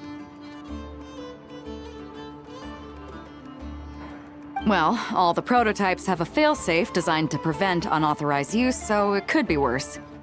Still, we should get them back as soon as possible.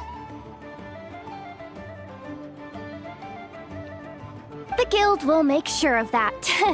If you could just keep this between us for now, we would be super appreciative. Do we have to tell her?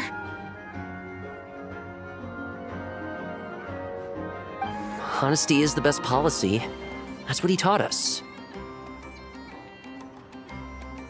I know, it's just...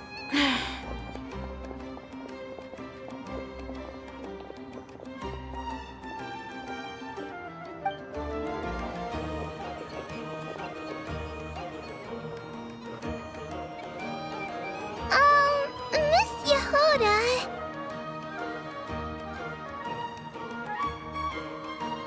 What are you three doing here?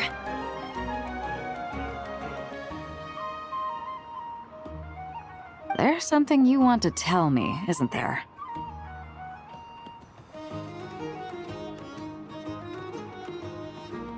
Well, Neb's been obsessed with the ballistas ever since we got here. That's why Uncle Ashpapati told us to come see your booth. It seemed like he was interested in them too, because he even told us what parameters to ask about.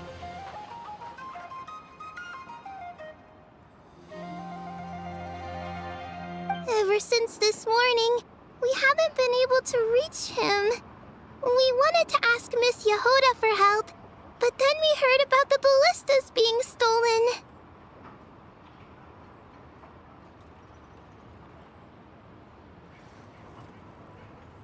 And?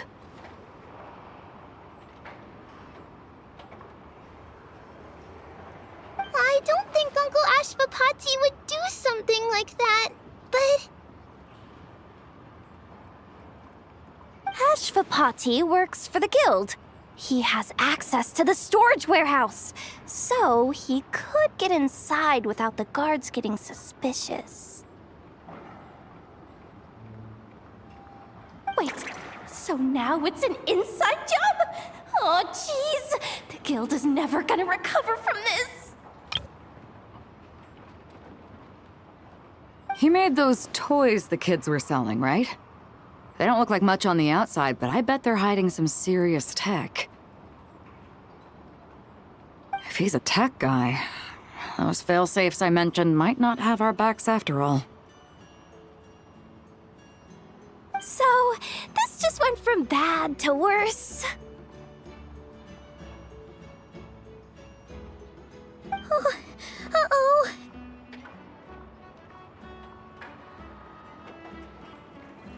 Could be. I mean, let's put it this way. There aren't a whole lot of people that could manage to stay off Yelan's radar. Why don't you take these kids to the Curatorium and see what you can learn? I've got things covered here. Got it!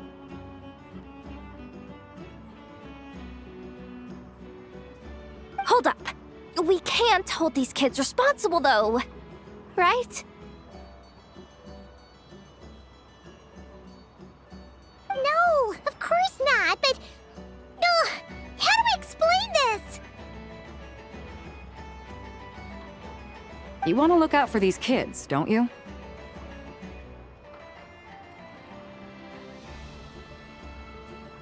I promised I would. Besides, they're innocent in all this.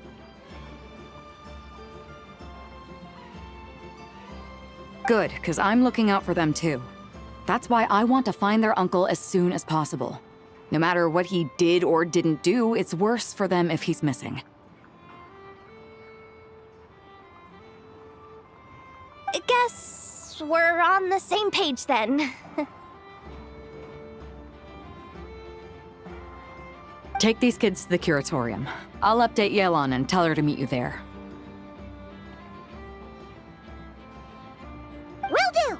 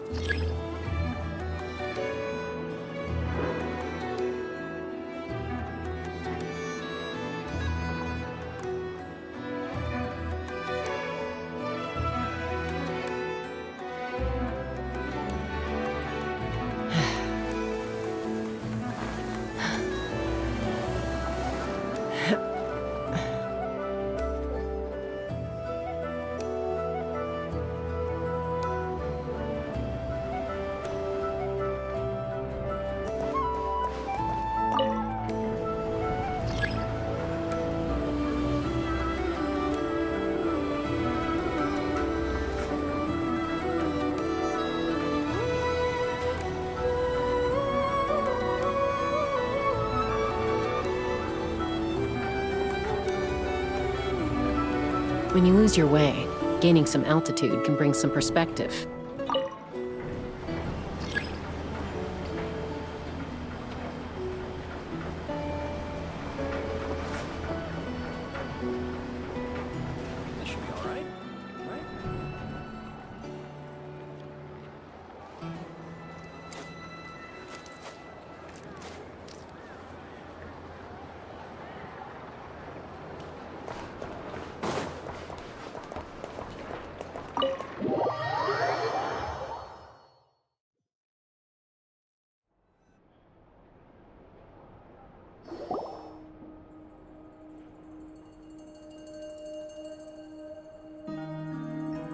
Well, this complicates things.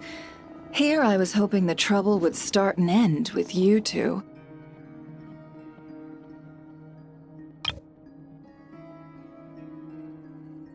But no matter.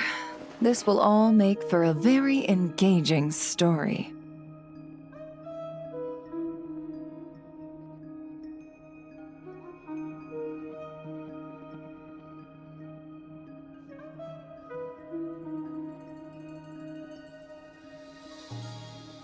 I wouldn't be so flippant. This time, it's one of yours causing trouble.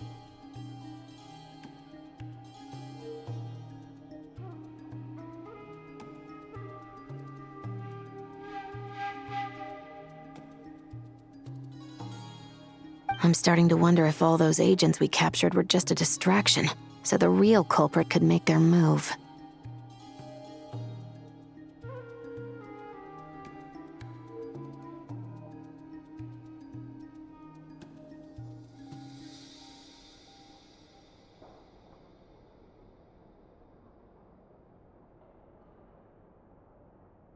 It's all still up in the air right now. What can you three tell us about Ashvapati? Uncle Ashvapati isn't our real uncle, but he is our guardian. He adopted us when we were little. He told us we all came from the same band of eremites in the desert, but apparently, we're the only ones left. We've been traveling from place to place with him for as long as I can remember. We got to Nagcry not too long ago.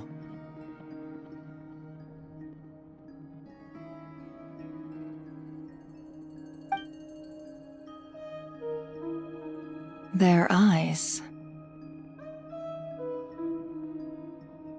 What about them?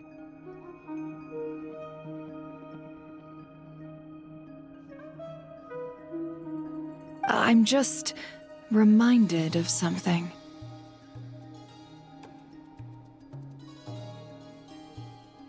About a decade ago, there was a band of eremites who, seemingly out of nowhere, gained technological capabilities far surpassing those of other groups.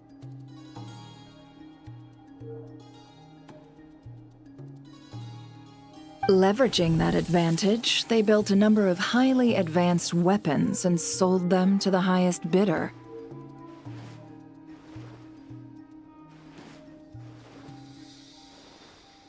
The conflicts in the desert became even bloodier as a result. While the other groups were tearing each other to shreds, these newly minted arms traders stood by and reaped the spoils.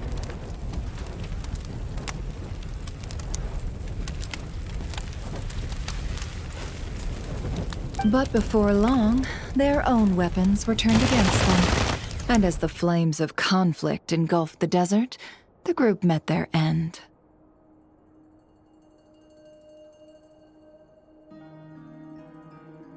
None of the weapons survived, and so in the wake of that destruction, the status quo of the desert was restored.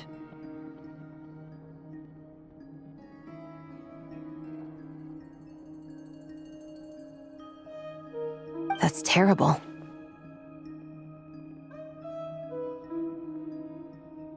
In the desert, it's kill or be killed. People will stop at nothing to gain the upper hand. If this happened in Fontaine or Liyue, I'm sure the perpetrators would have been prosecuted to the full extent of the law. But in the desert, no one bats an eye.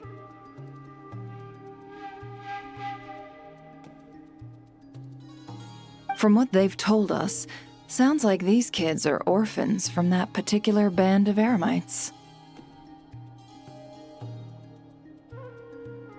Which means their guardian is likely one of the few survivors as well.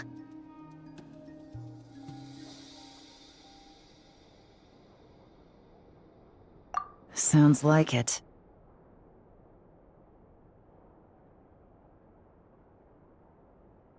No! Uncle Ashvapati would never do something like that!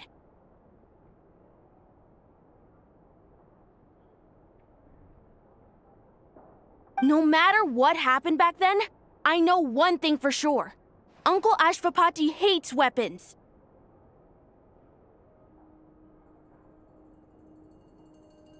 Sure, he's good at building things, but all he does is make toys for us to play with. He can't be the kind of person you're making him out to be. Or...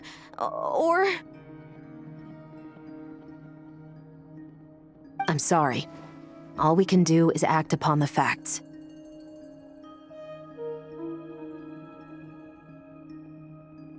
So, what's our next move?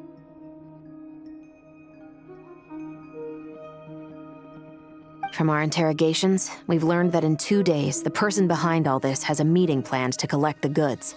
If all goes well, we can head to the pickup point and ambush them. But if Ashvapati is part of this and the leader learns what happened, there's no chance he risks himself for his agents. So, that meeting might as well be moot. Then let's focus our efforts on Ashvapati for now. If we find him, he might just lead us to our culprit. If he stole the prototypes, there's bound to be a trail. I'm confident I can track him down. I just need some time. What can I do to help?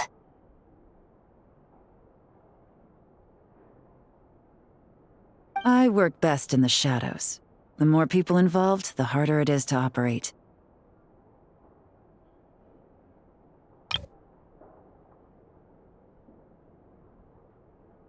As soon as I've got a location, though, he's all yours.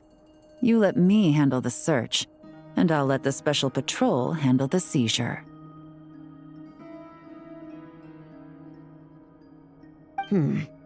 That does sound like the most feasible plan. I'll be waiting for the good news.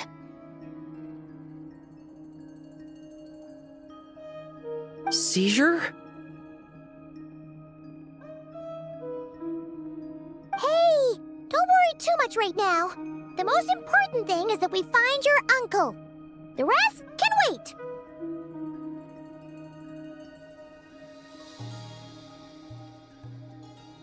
Okay.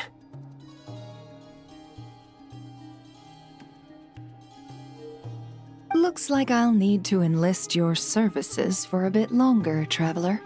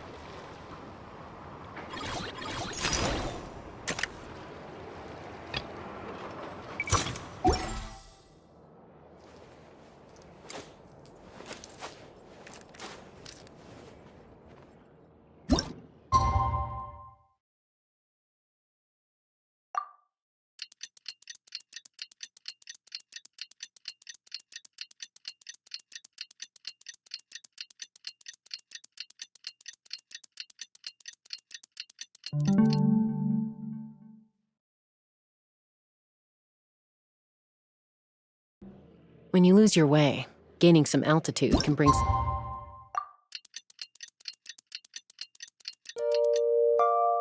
perspective. We just got word from Yelan. Looks like she managed to track down Ashfapati. Come on, let's go meet up with the others.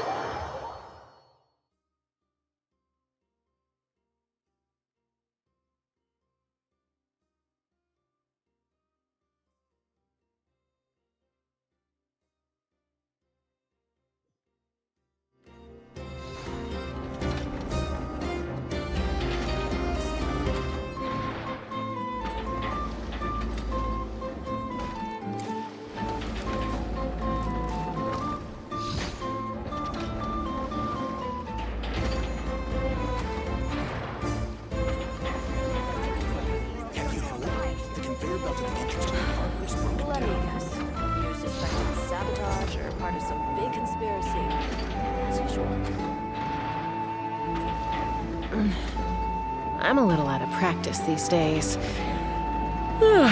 Any conflicts around? I'm in the mood for some peacemaking.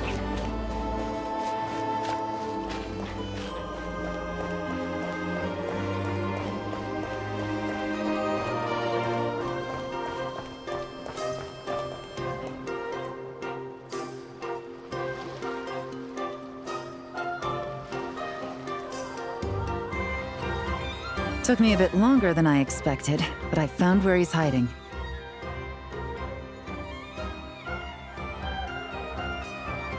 Let me just be sure of one thing. We're dealing with someone who has extremely dangerous weaponry in his hands. If it comes to it, are you prepared to handle the worst-case scenario?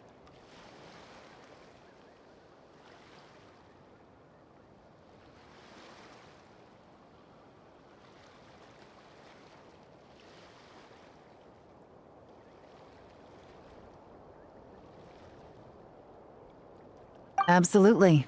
You just need to trust us, just like we trusted you earlier. Yeah, we've got this. My crew's already locked and loaded. I'll take you at your word. I know you said you wanted to keep this operation small, but I still thought you could use some backup. So, I chose a few promising young Spina members to help out. Clarand and I have got things covered at the expo. Yes, we're ready to roll then. Now that you're here, I guess we can get this show on the road.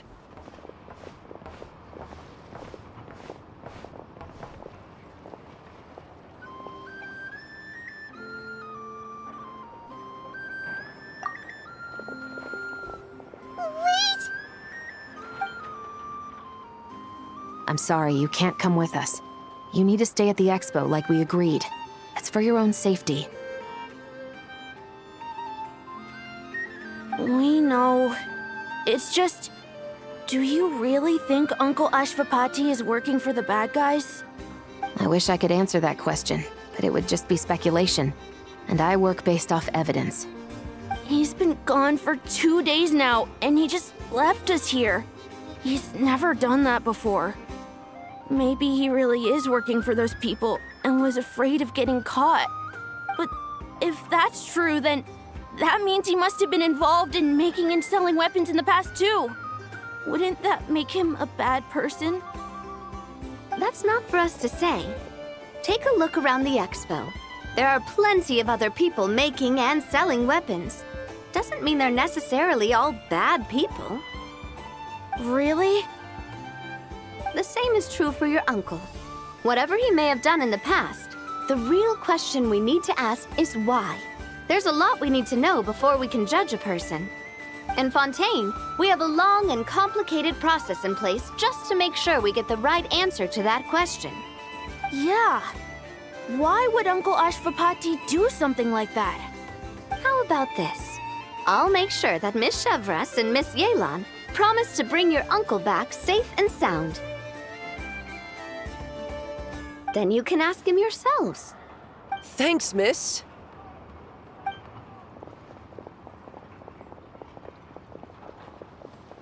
This situation is complicated and unpredictable. Isn't it a bit early to be making those kinds of promises? It's all right. We're prepared for whatever we might face. Regardless, it's a promise we have to keep. After all, when the children get their answer, it will shape their understanding of what justice means. Then, let's all do our part to make sure this ends as well as it possibly can.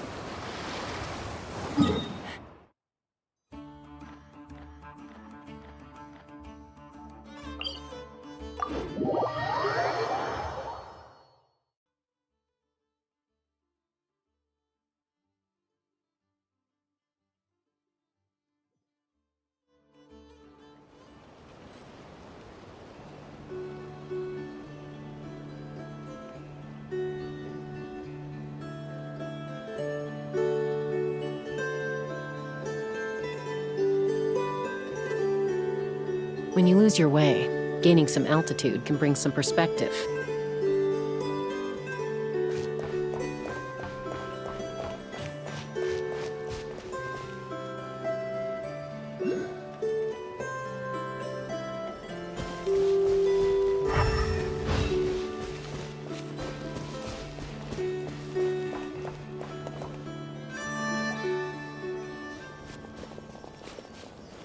Stop right there!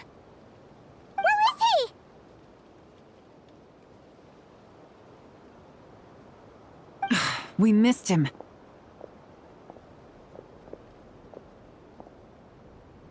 Looks like he left behind plenty of evidence, though.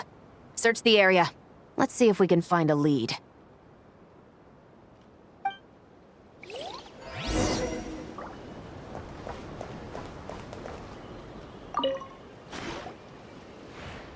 These records look suspiciously familiar.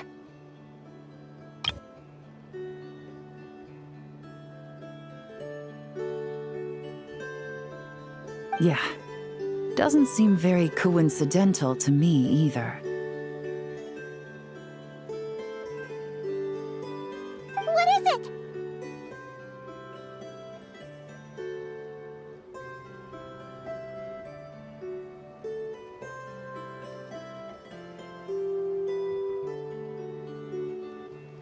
Remember when I said this group's cover was ironclad? They were always careful never to leave a trail leading back to them.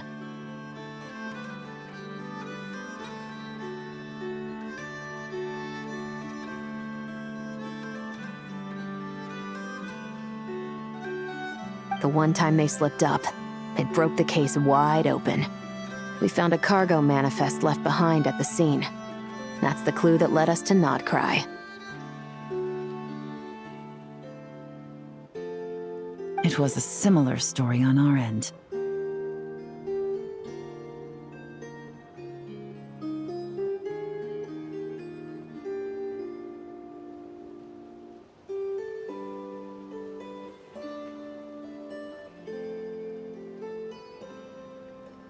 And now that same manifest shows up here, among the records left behind by Ashvapati.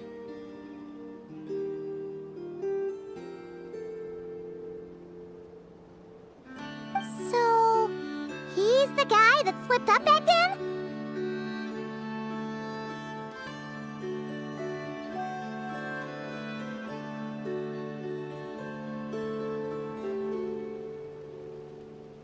Unless it wasn't a slip-up at all.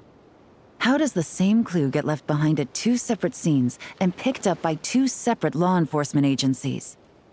Thinking back on it now, it doesn't seem quite so accidental after all.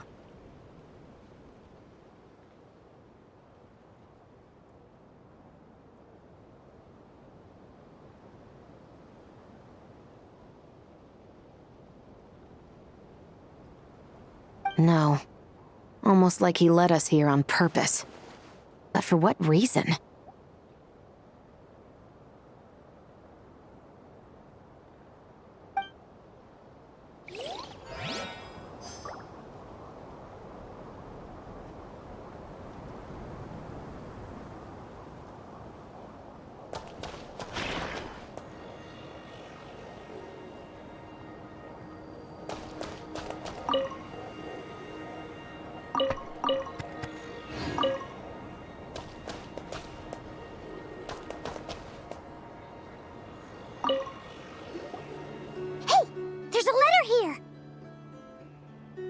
Look at how it's positioned.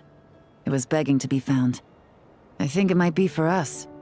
You think he knew we would come here? If he did, he's a more impressive opponent than I anticipated. Let's keep going. We can read it together when we debrief.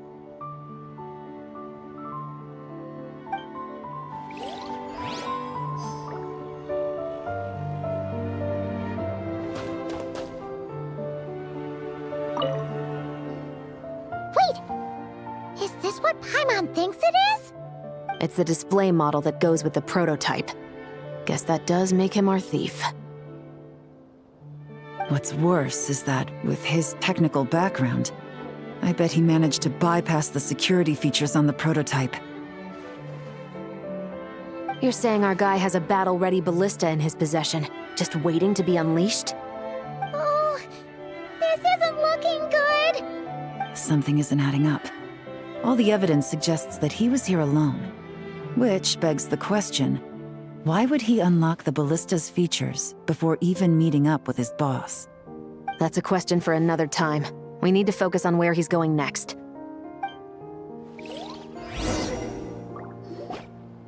This situation seems more complicated than we imagined.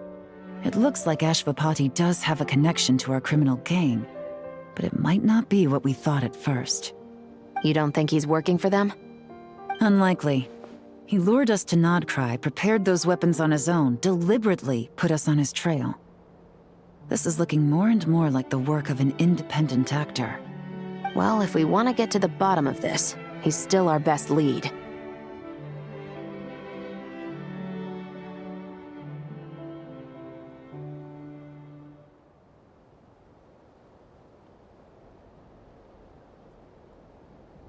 That would seem to be our last remaining clue. Let's do it.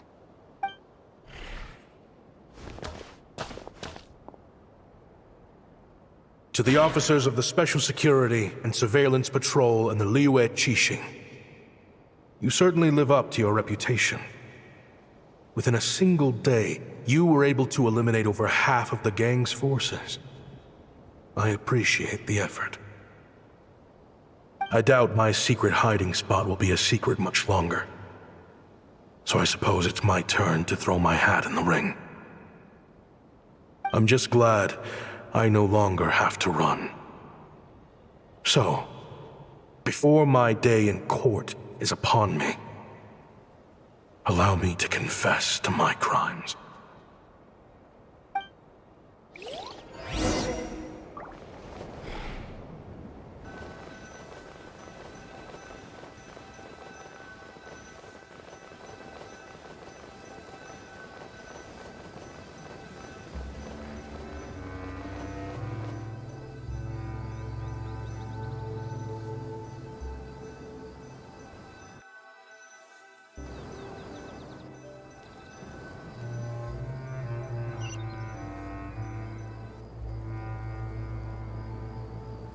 It all started with a Kashara War researcher, expelled from the academia for violating a taboo. He had dedicated his life to the pursuit of knowledge. But when he found himself in the desert, it wasn't even worth a pail of water to quench his thirst.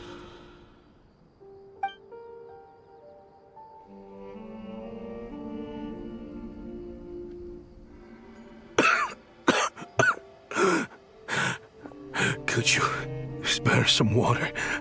I'm a Kashara War researcher. If you need something, I could. Researchers like you are a dime a dozen. Smart as a whip until you find yourself in the desert. Then, you're lucky to survive the night.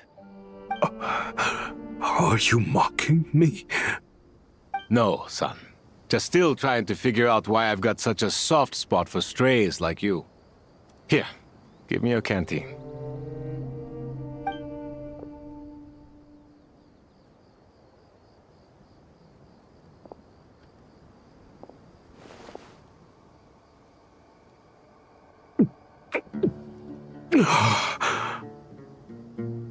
You got somewhere to go?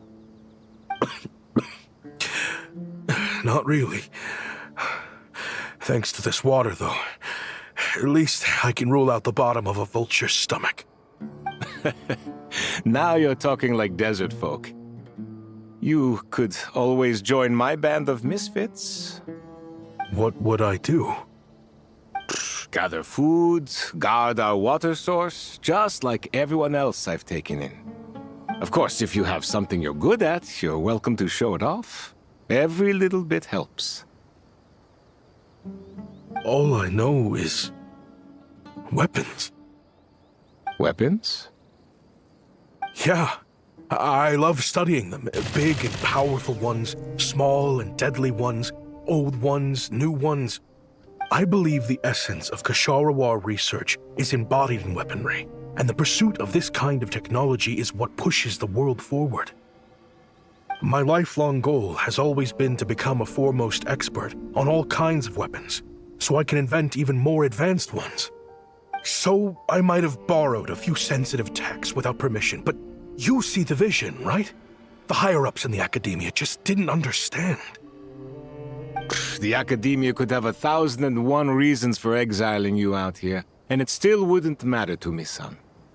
All I care about is what this specialty of yours can do for us.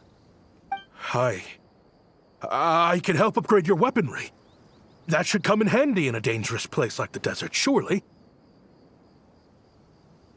True, weapons are essential to life here in the desert. Most folks get them when merchants happen to pass through. But when it comes to protecting the people here, this scimitar in my hand is more than enough. The kind of weapons you're talking about are overkill for a place like this. Overkill? Really? Our group is lucky. Our ancestors learned how to protect the oasis from the sandstorms to prevent it from drying up. Plus, we're pretty far off the beaten path. Helps us avoid conflict with other bands of Eremites. All in all, we don't have to travel to find water, we don't have to fight off other desert folk. It's a real place to call home. There are plenty of ways to die in the desert, but behind a lot of them lies too much ambition. So, having somewhere to settle down is more than enough for me. I see. Guess I could do some odd jobs then. I've heard you Kshatriya scholars are handy with all kinds of gadgets. You could always make something for the kids. You mean, like, toys? Yes, if you wouldn't mind. It'll give them something to do. Life can get boring out here. All right, then. And just like that, a Kshatriya scholar at the cutting edge of his field ended up in the desert, making toys for children. It got boring from time to time, but all in all, those days were quite pleasant. The Eremites accepted me as one of their own, and all the children loved me. Looking back now, I wish I could have lived like that until the end of my days. But then, those despicable people showed up, and it changed everything. Don't rush me. These materials are in short supply. Oh, they've got a lot of nerve showing their faces back here. Send the gem? It has been a while. Well, we have a right to this oasis too. Our ancestors were part of the group that discovered it. You hated this place. After that giant sandstorm when everyone else was trying to figure out how to help, you got out of Dodge the first chance you could get! Because I knew better than to be stubborn. Stay in one place too long around here, and it might just be your grave. You abandoned this place. If we'd done the same, the Oasis wouldn't even exist anymore. You gave up your right to be here a long time ago.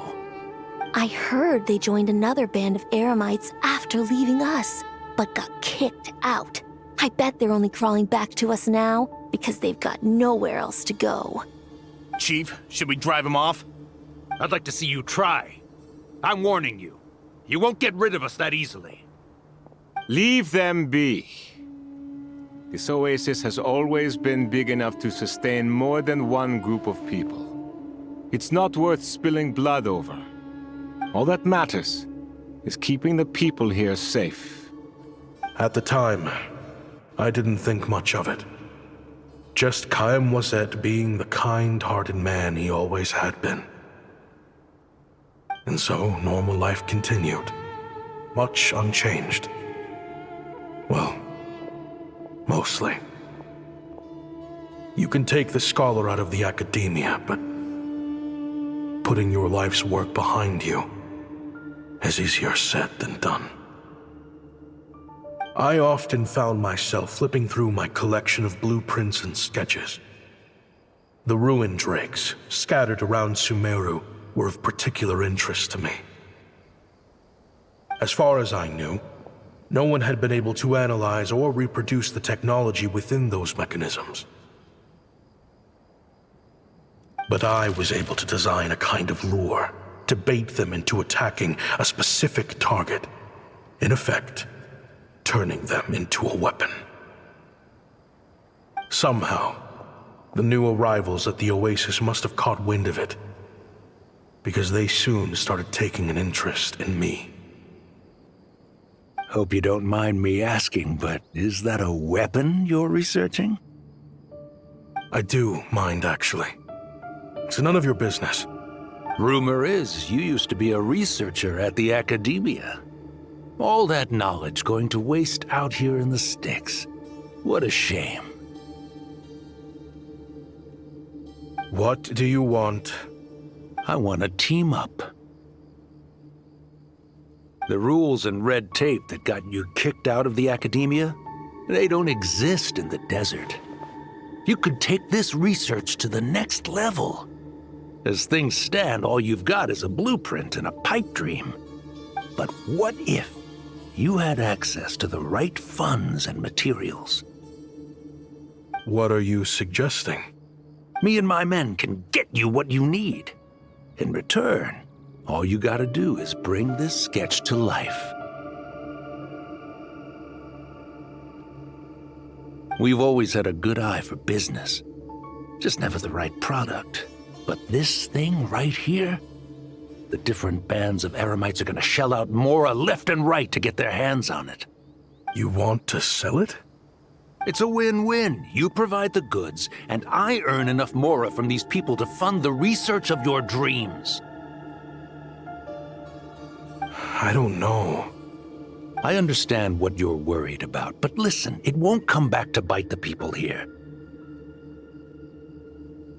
These people don't think bigger than this place.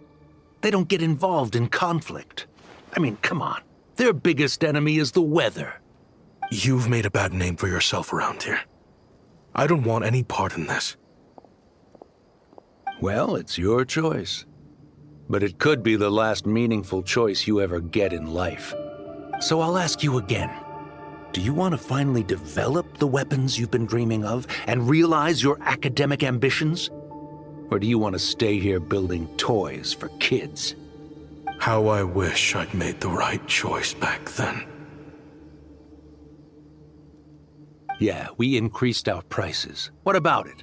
You gonna back out? So, you're really as money hungry as they all say, huh? Cash is king. That's just business. Fine. I'm done. I want out. What are you talking about? We're making bank here. I know what the weapons have been used for, and I refuse to be an accomplice to all this any longer. An accomplice? Listen, that's got nothing to do with us. People would be at each other's throats with or without our weapons. So they die to a machine instead of a scimitar. What difference does it make? Can't you sell more than just weapons? Surely this can't be all the Eremites are interested in buying. If you want to make the big Mora, you gotta push what sells. That's just how it is.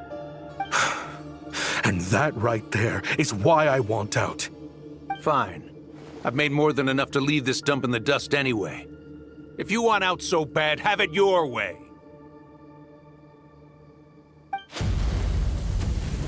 What was that?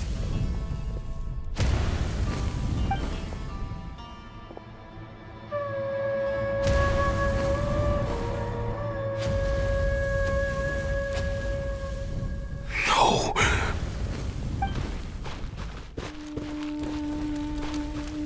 Kaim was it?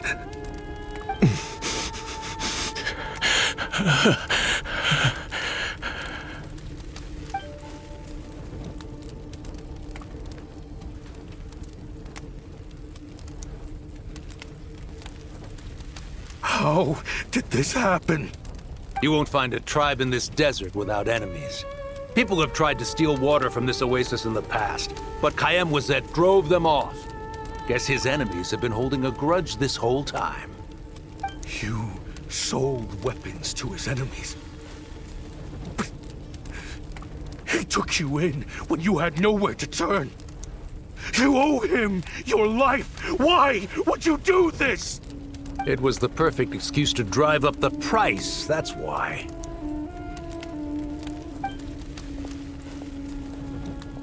It was only later that I found out. This wasn't the first time Senegem and his men had turned around and stabbed their allies in the back. Let's just say there was a good reason they had nowhere else to turn back then. I didn't chase after them or try to hold them accountable. In that moment, all I could think about was saving as many people as I could in a desperate attempt to atone for my sins. But once the weapons I designed were turned against us, the fate of this place was sealed. Even I could do nothing to prevent it. In the end, despite all the burning tents I rushed into, I was only able to save 3 children. And now, you know the full account of my crimes.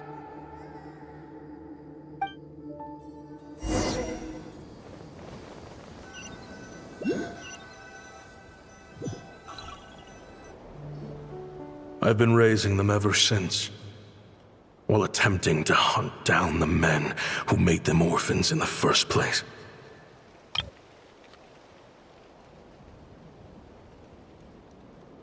This confession is for the kids to read too.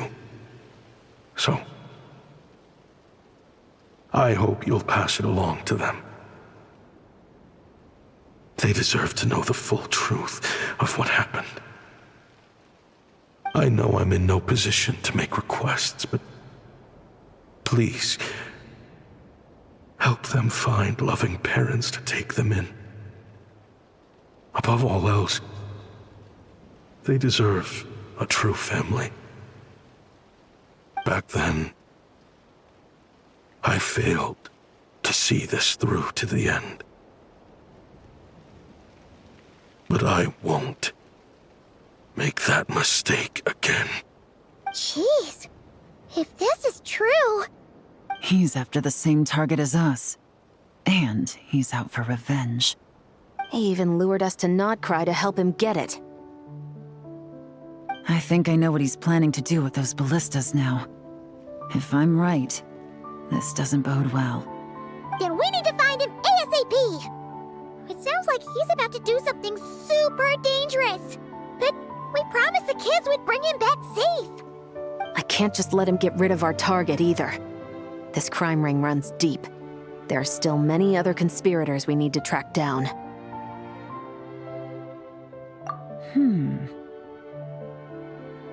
Oh? You got something? He knew we'd be out of the picture investigating this place. I think he decided to spring the trap that we set up.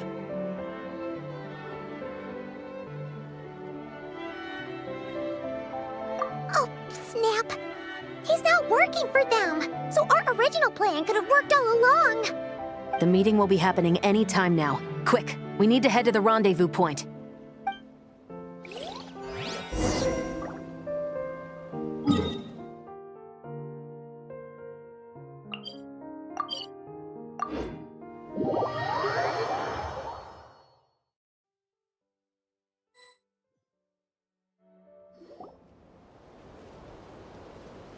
Ashvapati. It's been a while, Senegem. Over a decade, at least. How did you find this place? All these years. And the signal you use for the meetup point still hasn't changed. All I had to do was pose as your point of contact. And fish a time and date out of that scout you sent. Useless bunch of idiots. Just wait until my backup gets here. Oh, I think that might take a while. The Fontaine and Liyue authorities have your men locked down tight. Every last one. No. There's no way the cops could have known we'd be here. Unless, of course, someone deliberately left a trail of clues, leading them straight to the expo. That would be a different story, now wouldn't it? If they hadn't taken your agents out of the equation, I doubt I would have been able to lure you here. So now what? You gonna turn me in, too? No. The authorities can have your men. But you're mine. Is that Fatui tech? Looks like your skills are as good as ever.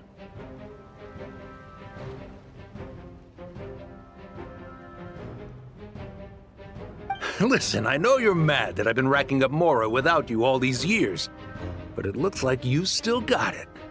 If you want back in, we can work something out. After everything that happened, what makes you think I would want back in? Because what's the alternative? You're not here for revenge, are you? After Kayemwazet took you in, you really convinced yourself you were one of them, huh? What you should have learned is that banking on loyalty and belonging is a losing hand. Better to cash out before you're in the hole. In the desert, my people live by one rule and one rule alone. The last laugh doesn't go to the righteous. It belongs to the one who knows how to cut their losses. Just look at me. When there's Mora to be earned in the desert, I'm a desert folk. When the opportunities in Fontaine are sweeter, I'm a Fontanian. You think everyone is as much of a lowlife as you? A lowlife? There's nothing Mora can't buy, Ashvapati. That includes prestige. You're talking to a renowned Fontanian philanthropist who lives in the Vasari Passage and spends his days going from one grand banquet to the next. Nobody who counts would dare call me a lowlife. Are you done? Clearly there's no reasoning with you. Fine. Have it your way. But if you want me dead so bad, why'd you come to face me alone? That wasn't the wisest decision now, was it? Oh, don't you worry. I brought plenty of firepower with me. You could have brought a whole army for all I care. These weapons will bury every last one of you!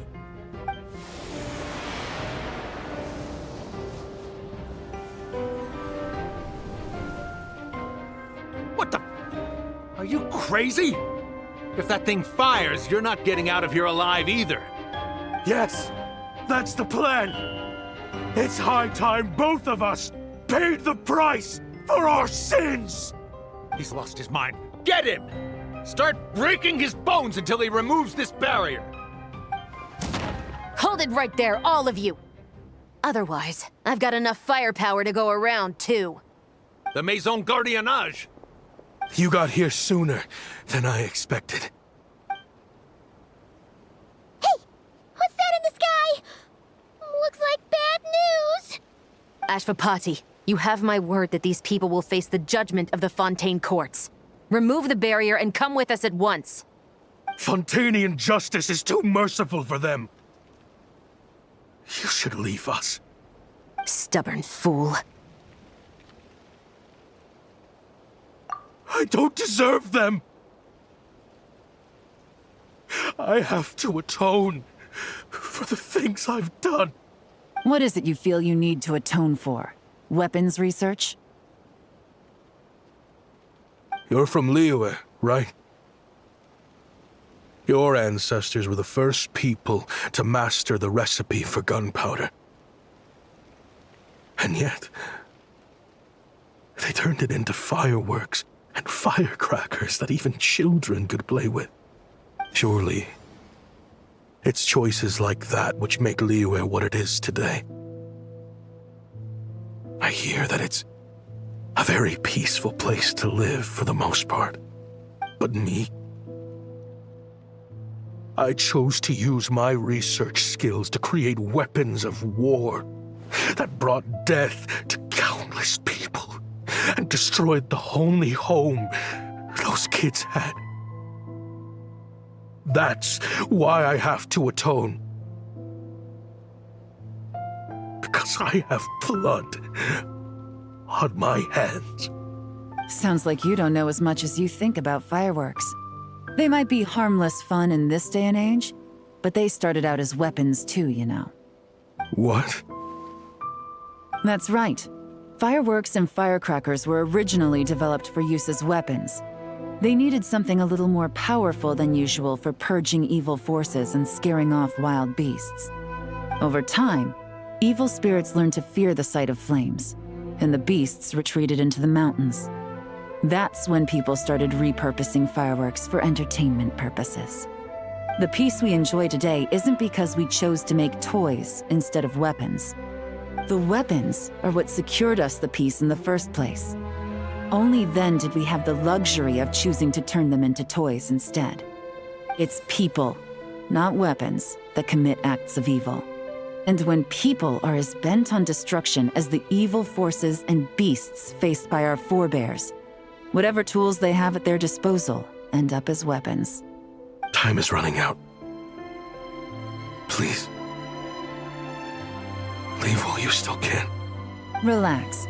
Now that we have these guys in custody, I think we can find a way of repurposing these ballistas for the children's amusement.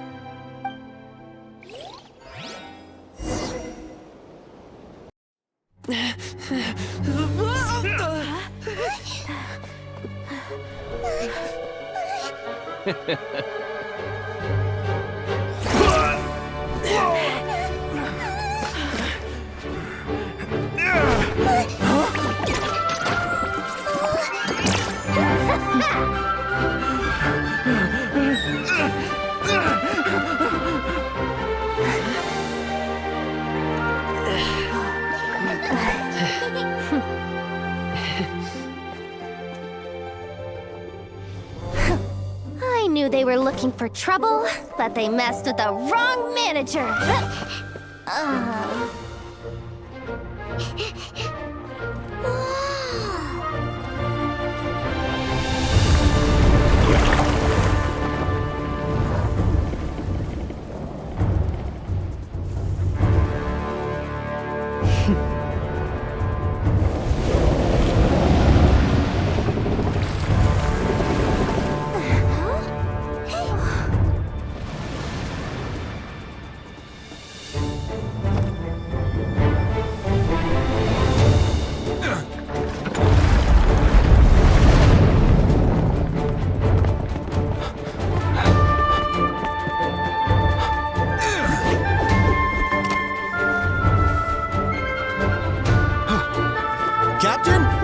Flagship! Prepare to intercept! On my signal!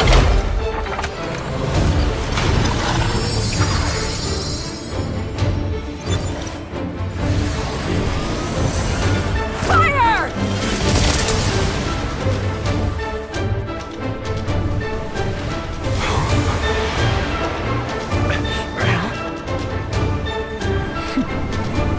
But how?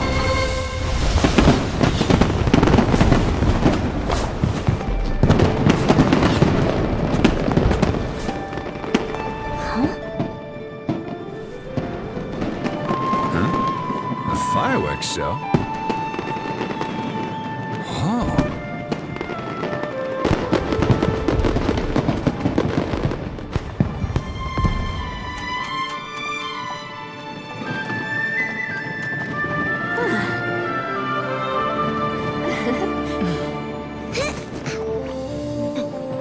Recording mode on.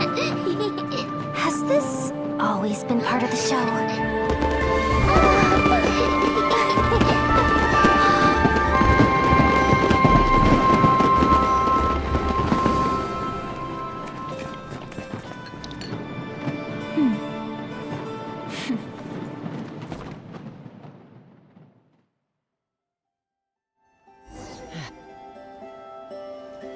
No funny business!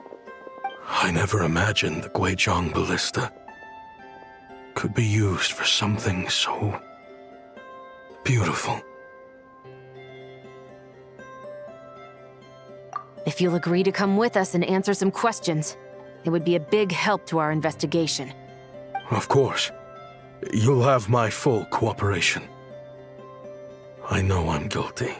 Just not sure of the precise crime at this point. Honestly, me neither. I'm sure a case like yours would have Fontaine's top legal experts scratching their heads. As for these arms dealers, though, I can confidently say that none of them will be getting away with this. So at least you can take some solace in that. I know. There's no sentence the court can give them that will satisfy you. But at least the trial will be a public declaration of their crimes and the punishment they will receive. The victims deserve that much, considering the alternative was them dying in obscurity to a revenge killing with no one left behind to tell the story. This looks more like real justice to me. I guess you're right.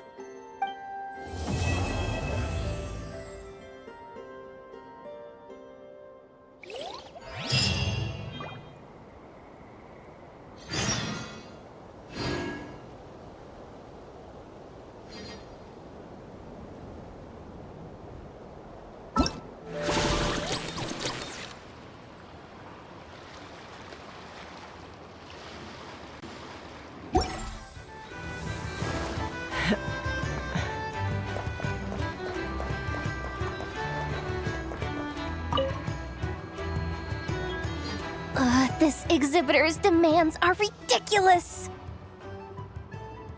What's wrong? This exhibitor is apparently selling some rare Natlanese artifacts. And he's making some extremely unrealistic demands about how he wants them stored. I know the contract says that we're responsible for storage, but I'm sorry. It's unreasonable to expect us to meet these requirements. Unreasonable? These are rare and very fragile historical relics we're talking about. You can't just throw them into a warehouse, okay? They have to be handled with care. Tumaini? Yep, that's Tumaini, all right. So, what exactly do you need? Well, I suppose I can use the assigned warehouse if I really have to.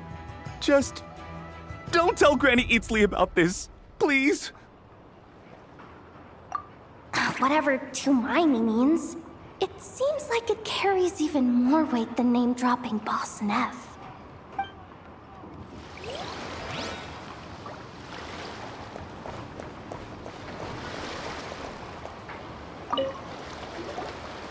Welcome to the Treasure Hoarder booth.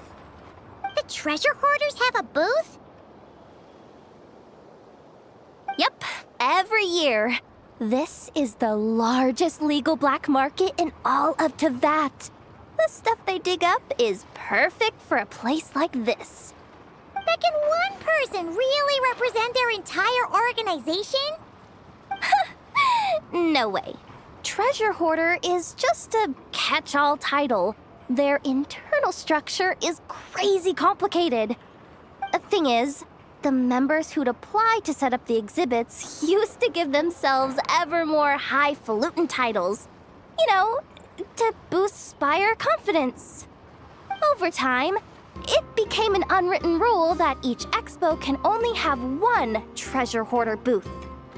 The different factions usually duke it out beforehand for the right to take part. To be honest, I see myself as a member of the Fruity Order first, and a treasure hoarder second.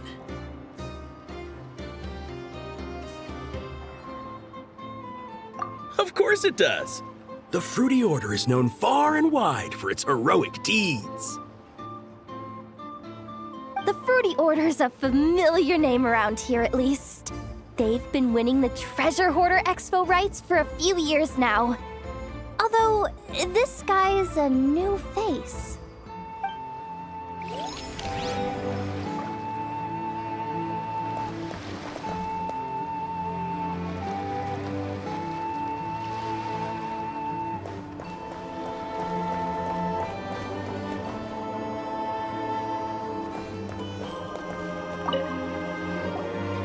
Have you been to the Clink Clink Krumkake Craft Shop's booth yet? They're selling blueprints for a machine. With everything Uncle's taught me, I bet I could build one of those thwack and smack defense bots. We should buy a blueprint. Sounds like a waste of money to me. We should be spending our expo earnings on more important stuff like clothes. But Uncle said the most important thing is that we have fun.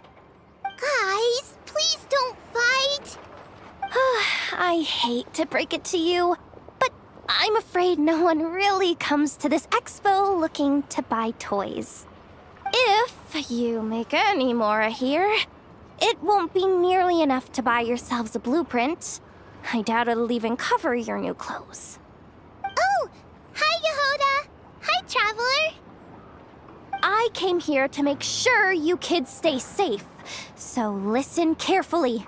If you want to look around the expo, that's fine, but you need to be extremely careful when talking to any strangers. Okay? A lot of crazy people show up to this expo, both sellers and buyers. You don't know what they might be capable of. So if anything happens, don't try to deal with it yourselves. Call for me right away. You got that? Yehuda's really serious about looking out for these kids. Well, it's kinda my job. I'm supposed to be the one in charge. Oh, just take a look around. This booth is the only one being run by a bunch of kids. If there's anyone out there aiming to cause trouble, you can bet they'll start with the weakest target.